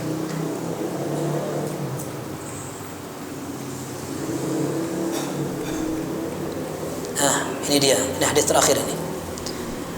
Kalimatani habibatani ila rahman khafifatani 'ala lisan thaqilatani fil mizan subhanallah wa bihamdi subhanallahil azim. Ini hadis terakhir yang disebutkan oleh Imam Bukhari. Nomornya 7.563. Terjadi perbedaan penomoran sedikit saja, tapi hampir sama semua. Memang tidak lebih dari 7.000-an, 7.500. Nomornya segitu aja ya. Dan ini sudah mukarrar, terulang-ulang. Kata Hafidz Ibnu Hajar, aslinya cuma 2.000-an, 2.000 sekian, 2.700 begitu. Menunjukkan memang hadis tidak banyak. Tetapi ada hadis dalam Sahih Bukhari panjang banget. Imam Bukhari terkadang menyebutkan hadis itu dipotong-potong, sampai dikenal dengan taqti'atu al-Imam al-Bukhari. Taqti'ah itu artinya potong-potongan, dipakai di sini, pakai di sana. Dan biasanya Imam Bukhari kalau sudah menyebutkan satu hadis yang sama, satu di sana, satu di sini, biasanya ada manfaat lain, ada pelajaran yang berbeda. Contohnya misalkan di sana diriwayatkan dari Imam Ibnu Uyainah, di sini disebutkan dari Ats-Tsauri. Karena memang hadis itu diriwayatkan dari dua jalur. Tapi yang satu lewat Ibnu Uyainah, yang satu lewat Ats-Tsauri. Atau yang di sana menggunakan kata-kata an, di sini menggunakan kata-kata sami'tu. Itu berharga banget. Di dalam metode riwayat hadis, an sama sami' itu beda banget. Sami' itu aku mendengar. Kalau ada orang yang mudallis itu suka mengkaburkan sanad. Gimana maksudnya mengkaburkan sanad? Kalau ada seorang periwayat hadis, dia mendapat gurunya ternyata lemah. Gurunya lemah. Kadang-kadang gurunya ini tidak disebutkan. Dihilangkan. Lompat ke atasnya. Ini namanya mudallis, namanya pengkabur sanad. Dan terkadang kayak gini sengaja dilakukan bukan karena ingin viral dia. Karena memang sebagian ulama mengatakan mereka para ulama ahli hadis kadang-kadang merubah sanad. Kenapa? Karena ingin tasyhir, kelihatan bahwa sanad dia banyak dan sanad dia berbeda dari yang lain. Kadang seperti itu. Tapi kadang bukan itu. Tapi tujuannya untuk ikhtisar, meringkas aja. Nah, kalau orang yang periwayat hadis yang dikenal dengan mudallis, pengkabur sanad, enggak diterima. Kalau dia mengatakan an fulan, enggak diterima. Dia harus membawa lafaz haddatsana atau sami'tu. Haddatsana itu saya diajari oleh guruku. Kalau sudah ngomong kayak gitu, baru oh iya benar. Dan mereka enggak berani bohong. Kok ketahuan sekali dia mengatakan haddatsana padahal enggak, langsung ditolak hadisnya. Ahlul hadis kalau melihat ada orang pernah ketahuan bohong sekali, maka levelnya langsung dikatakan muttaham bil kadzib. Dia pernah berdusta. Kalau ketahuan sekali berdusta dalam satu hadis, langsung labelnya kadzab, pendusta. Sudah enggak diterima hadisnya. Para ulama beda pendapat. Orang kayak begini tobatnya diterima apa enggak? Insya Allah diterima sama Allah. Tapi hadisnya sudah enggak lagi. Nanti dia bohong lagi. Gimana? Masalahnya bukan kita terima agama orang ini, itu urusan dia dengan Allah. Tapi hadis yang kita ingin perjuangkan ini bagaimana gitu. Maka Imam Bukhari pun beliau akan menyebutkan satu hadis di tempat yang berbeda, biasanya ada tambahan pelajaran lain. Baik. Ini yang kita sebutkan tadi ternyata jumlahnya cuma segini. 7.500 udah berulang-ulang. Baik. Antum lihat di sini babu qaulillahi ta'ala wa nad'ul mawazin al-qista liyaumil qiyamah wa anna a'mala bani adama wa qaulahum yuzan. Ini pilihan beliau, artinya pembahasan tafsir firman Allah, kami akan meletakkan timbangan pada hari kiamat. Dalam hari kiamat para ulama beda pendapat, yang ditimbang apanya? Amalnya tok atau orangnya dimasukkan ke situ? Apakah orang yang beramal dimasukkan ke timbangannya atau amalnya saja yang di situ? Khilaf di antara para ulama. Nah, beliau mengatakan wa anna a'mala bani adama wa qaulahum yuzan. Amal dan ucapan akan ditimbang. Tapi apakah orangnya juga? Wallahu a'lam. Tapi ini pilihan Imam Bukhari, penegasan bahwa amal itu pasti akan ditimbang sama Allah Azza wa Jalla. Ini merupakan salah satu akidah Ahlussunnah, itsbat wujudu al-mizan yaumil qiyamah. Nanti pada hari kiamat pasti ada timbangan. Timbangan itu bagaimana? Wallahu a'lam. Secara detail wallahu a'lam, tapi laha kiffatan, dia punya dua sisi. Namanya timbangan itu ada dua sisi, yang satu untuk nimbang, yang satu untuk nimbang. Dan hadis tentang bitaqah, tentang kartu, yang satu isinya la ilaha illallah, yang satu catatan semua amal kejelekan. Itu hadisnya sahih. Sampai akhirnya Allah menguatkan kartu yang ada tulisan la ilaha illallah sehingga tarat bihinnas sijillat, dan satu catatan yang sekian sampai maddal basar, sejauh mata memandang, jumlahnya ada 99 kartu, kalah dengan yang satu kartu la ilaha illallah, terlempar semua. Ini namanya hadis bitaqah, hadis kartu. Ini menunjukkan memang timbangan itu ada dua kiffah, ada dua sisi untuk menimbang. Baik, kita lihat di sini misalkan contoh yang lain, babu qiraatil fajiri wal munafiq. Pembahasan tentang orang yang kotor, berdosa, atau orang munafik, mereka membaca. Nah, membaca apa maksudnya? Al-Qur'an. Membaca Al-Qur'an. Orang fasik yang banyak dosanya atau orang munafik membaca Al-Qur'an, kelihatannya bagus. Tapi orang munafik itu kan gak beriman dia. Kalaupun dia membaca Al-Quran, disangka dia beriman, tetapi aslinya hatinya kufur. Nah, kemudian disebutkan di sini hadisnya, nih, mathalul mu'minil ladzi yaqra'ul Qur'an kal utrujjah ta'muha thayyib wa rihuha thayyib. Perumpamaan orang beriman yang baca Al-Quran seperti buah utrujjah. Ya, buah utrujjah itu bagaimana? browsing aja, zaman sekarang itu gampang aja. Utrujah itu buah, intinya baunya wangi, rasanya enak dan baunya wangi. Ini untuk orang beriman yang membaca Al-Quran, luar dalam bagus, baunya enak, rasanya juga enak. Walladzi la yaqra katamrah ta'muha thayyib wa la riha laha. Orang beriman tapi enggak mau baca Quran seperti kurma. Nah, seperti kurma enggak ada baunya, tapi rasanya manis. Wa mathalul fajiri alladhi yaqra'ul Qur'an kamathalir raihanah rihuha thayyib wa ta'muha mur. Orang yang tidak beriman, fajir ini artinya orang berdosa, tetapi Allah alam artinya adalah orang yang tidak beriman.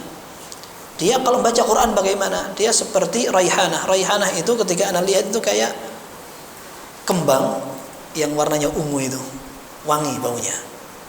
Dia kalau dicium baunya wangi, tapi kalau dimakan, bukan makanan itu, pahit rasanya. Nah, orang yang tidak beriman tapi baca Quran penampilannya zen, ternyata dia tidak beriman. Wa mathalul fajir alladzi la yaqra'ul Qur'an kamathalil handhalah ta'muha murrun wa la riha laha. Tidak beriman enggak baca Quran, jelek dua-duanya, rasanya pahit, baunya juga enggak ada. Baik, ini di antara pembahasan tentang isi dalam Sahih Bukhari. Kemudian syarah-syarahnya ya, syarah-syarah dari Sahih Bukhari. Syarah Sahih Bukhari banyak sekali. Imam Bukhari meninggal tahun 256 Hijriah. Wallahu alam, pertama yang mensyarah Sahih Bukhari adalah Al-Khattabi. Al-Khattabi dalam kitab A'lamul Hadis dicetak itu. Dicetak bukunya. Dicetak, dan beliau ini bermadhabkan Syafi'i. Bermadhabkan Syafi'i, dan tidak ada masalah ketika seorang ahli hadis dia punya madhab fikih, tidak ada masalah itu. Dan hampir semua ulama mereka punya madhab. Artinya bagaimana? Tidak ada kontradiksi sebenarnya orang belajar madhab dan orang belajar dalil, tidak ada masalah. Yang jelek itu fanatik buta, itu jelek sekali. Kalau orang sudah ngerti, saya lebih memilih pendapat ini karena dalilnya lebih kuat, bagus. Dan tidak masalah pula ketika seorang ahli ilmu menyelisihi madhabnya. Madhab Syafi'i begini, tapi beliau tidak sesuai dengan madhab Syafi'i, padahal beliau madhabnya Syafi'i, gak ada masalah. Banyak sekali dinukil dari Imam Nawawi itu. Imam Nawawi seorang ahli hadis, tapi madhabnya Syafi'i. Buku-buku tentang fikih Syafi'i banyak sekali, dan beliau mengatakan yang benar seperti ini dan madhab seperti ini, tapi yang benar seperti ini. Beliau madhabnya Syafi'i. Ibnu Rajab Al-Hambali, beliau punya syarah Sahih Bukhari namanya Fathul Bari. Fathul Bari ini dicetak, sudah dicetak, tapi tidak sempurna karena Imam Ibnu Rajab Al-Hambali ketika beliau sampai di kitab Al-Janaiz meninggal. Kata para ulama, seandainya kitab ini sempurna, maka akan menjadi buku yang luar biasa. Kalau Fathul Barinya Ibnu Rajab ini sempurna, luar biasa. Keistimewaan dan ciri khas Ibnu Rajab, beliau menukil perkataan salaf.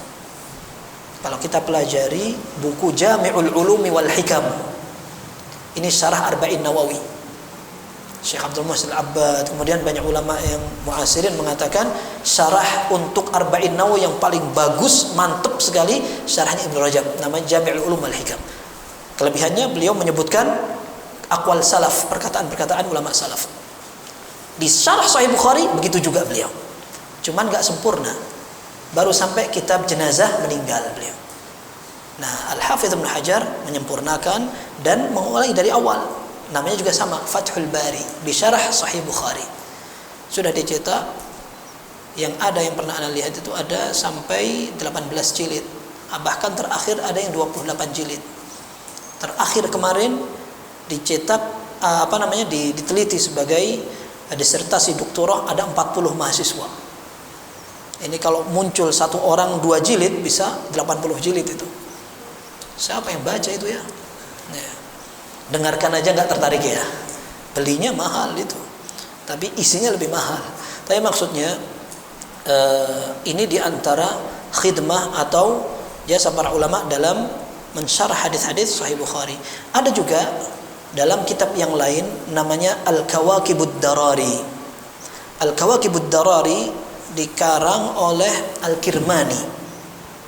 Al-Kirmani ini seorang ulama bermadhab Hanafi. Al-Hafidz Ibnu Hajar madhabnya Syafi'i. Ibnu Rajab madhabnya Hambali. Al-Kirmani madhabnya Hanafi. Semua mensyarah Sahih Bukhari, gak ada masalah kan?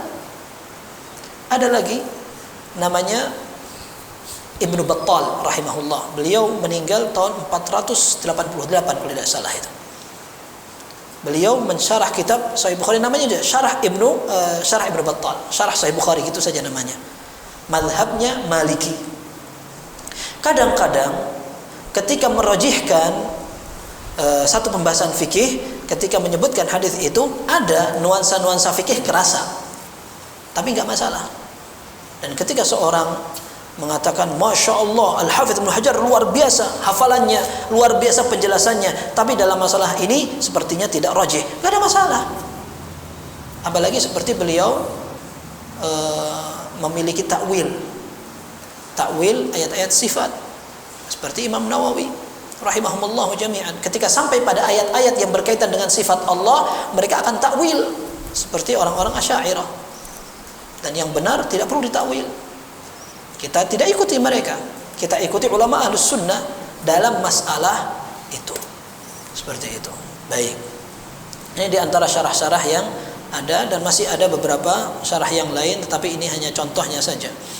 Baik. Kemudian anak ingin menunjukkan contoh yang disebutkan oleh Imam Bukhari di antara gaya beliau dalam menyebutkan hadis. Tadi ana sebutkan terkadang beliau menyebutkan satu hadis dari 4 pembahasan. Ini hadis apa? Al-a'malu binniyah. Nah, sebenarnya ana pengen gambar sanad ya. Sanad itu dibikin kayak panah-panah begitu. Hadis innamal a'malu binniyat hanya diriwayatkan oleh satu orang sahabat Nabi sallallahu alaihi wasallam, namanya Umar bin Khattab. Ada beberapa riwayat yang lain tapi enggak sahih. Ini disebut oleh Ibnu Rajab Al-Hambali, beberapa riwayat dari selain Umar hadisnya enggak sahih. Yang sahih dalam hadis innamal a'malu binniyat hanya diriwayatkan oleh Imam Umar bin Khattab radhiyallahu anhu. Kemudian yang meriwayatkan dari Umar bin Khattab cuma satu orang tabi'in saja. Namanya Alqamah bin Waqqas Al-Laitsi. Satu orang itu. Kalau ada riwayat yang diriwayatkan dari bukan jalur itu enggak sahih. Kemudian dari Alqamah bin Waqqas Al-Laitsi yang meriwayatkan juga satu orang aja. Namanya Muhammad ibnu Ibrahim. Muhammad bin Ibrahim itu satu-satunya yang meriwayatkan dari Alqamah ibnu Waqqas.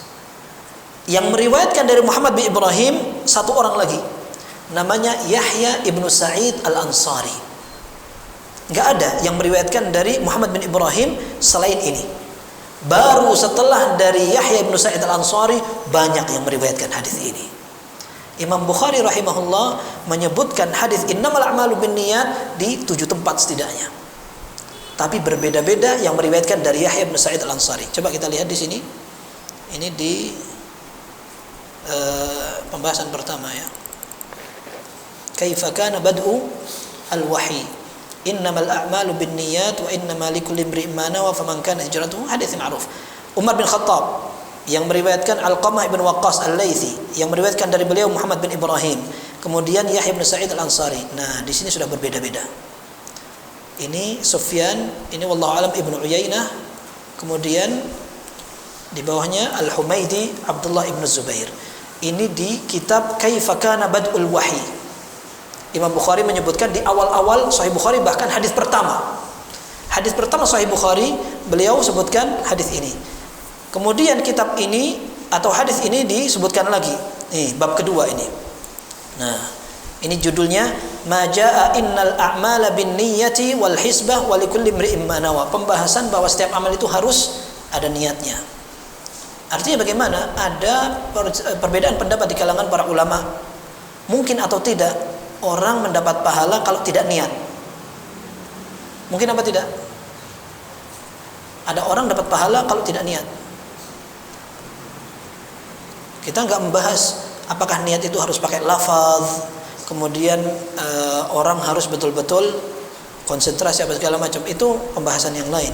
Tetapi sebenarnya ada apa tidak pekerjaan yang dilakukan tanpa niat? Niat itu kan kerjaan hati. Orang mau ke kamar mandi, niat kan? Dia berdiri, itu sudah niat. Gak mungkin ada orang mau ngapa-ngapain nggak ada niatnya, kecuali orang lindur. Orang lindur itu dia jalan sendiri pas dalam keadaan belum bangun, itu lain lagi. Ya, ini orang lindur. Tetapi maksudnya para ulama mengatakan, kata Ibnu Rajab Al-Hambali, kalau seandainya manusia dikasih tugas oleh Allah untuk mengerjakan satu aktivitas tanpa niat, susah.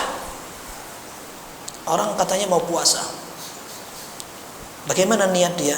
Gampang. Malam dia beli sahuran, makanan untuk sahur besok, itu sudah kelihatan niat itu.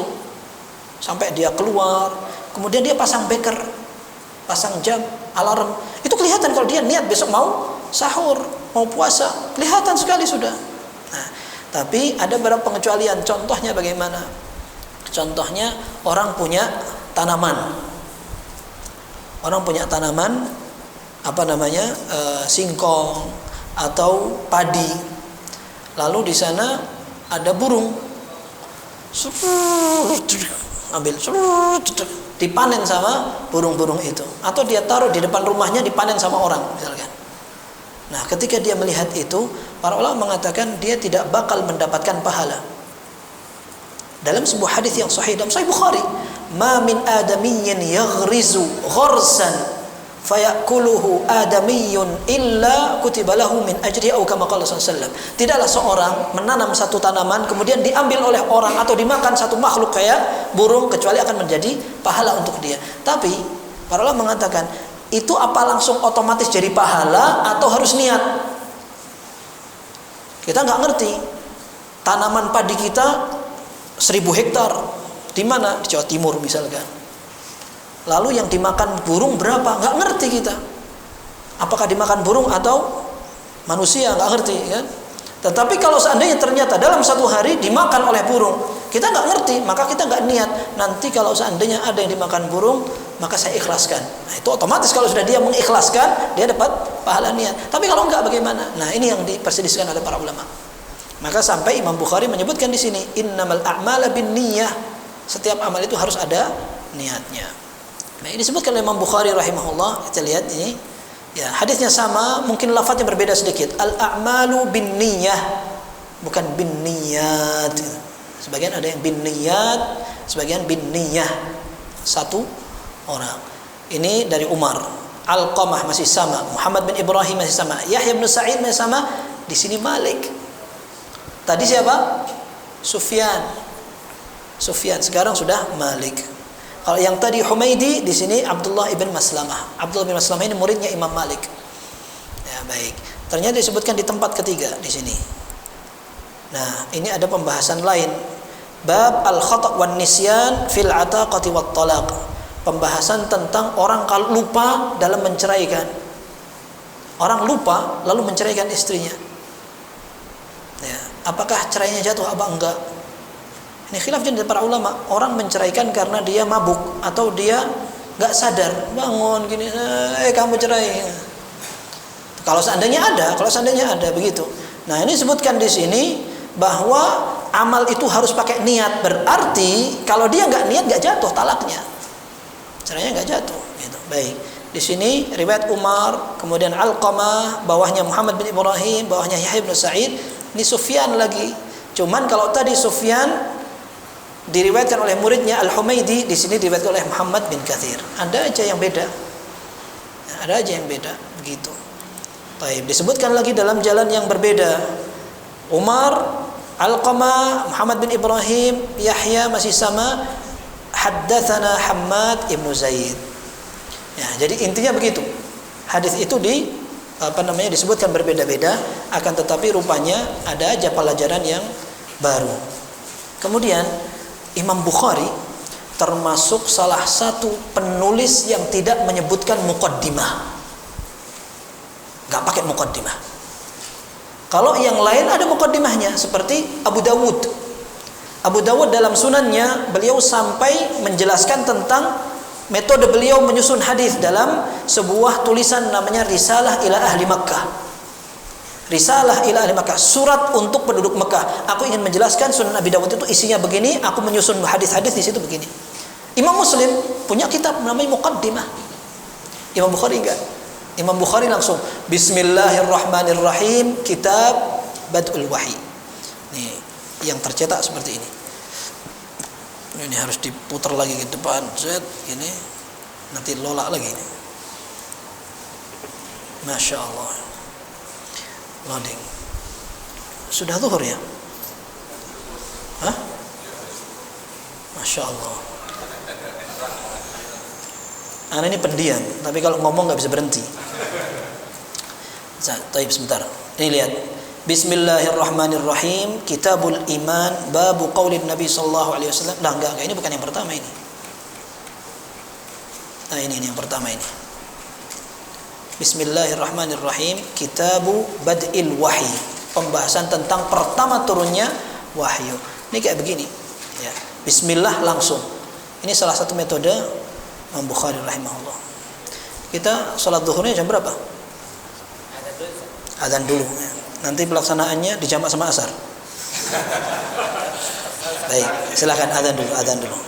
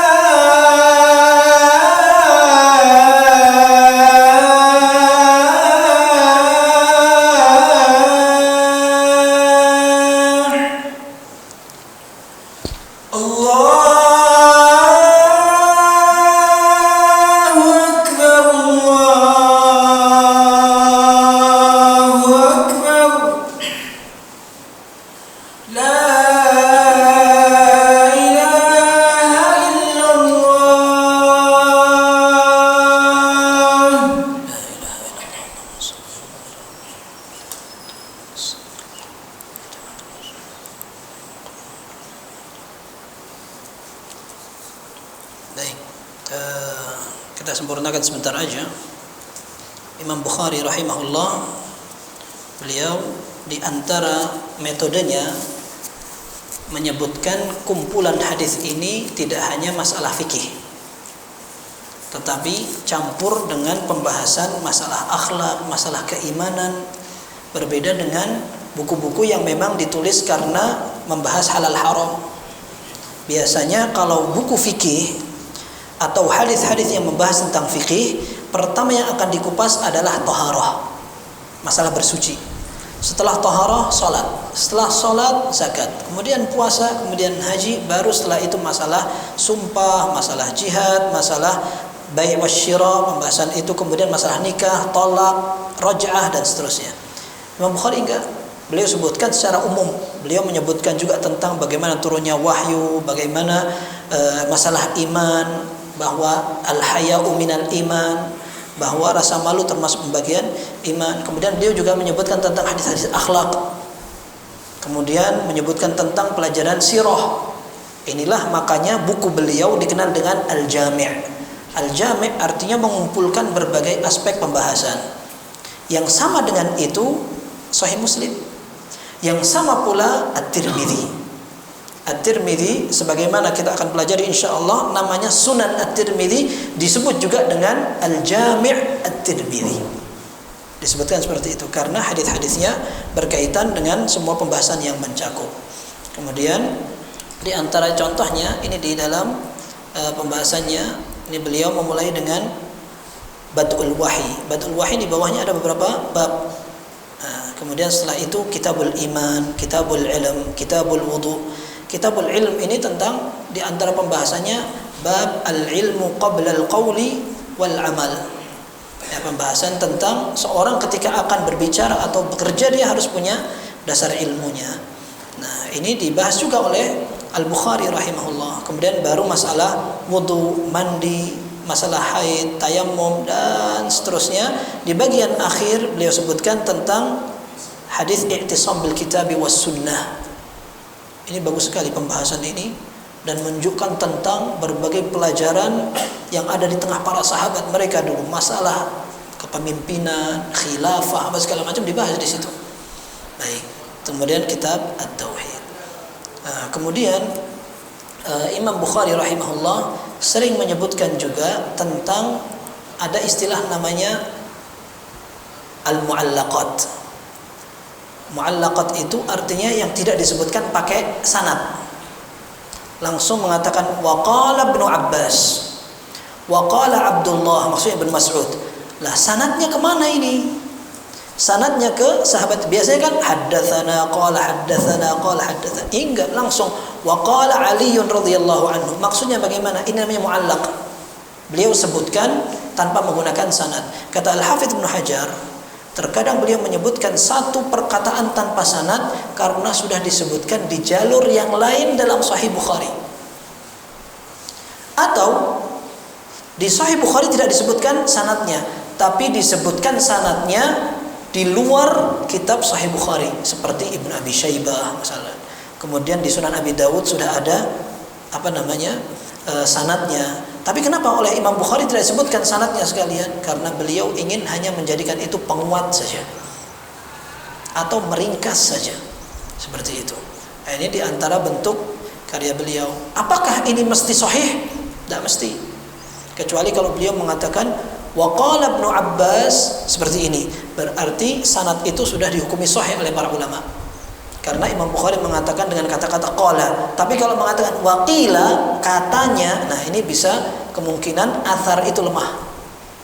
Tapi memang Imam Bukhari tidak menyebutkan hadisnya. Rata-rata seperti ini hanya tafsir, athar atau penguat dalam pembahasan. Wallahu a'lam bissawab. Ini barangkali yang kita pelajari, mudah-mudahan bermanfaat. Kurang lebihnya mohon maaf. Sallallahu wasallam wa baraka ala abdihi wa rasulih Muhammad wa alihi washabbihi ajma'in. Alhamdulillahirabbil alamin. Man salaka tariqan yaltamisu fihi 'ilman sahhalallahu lahu bihi tariqan ilal jannah.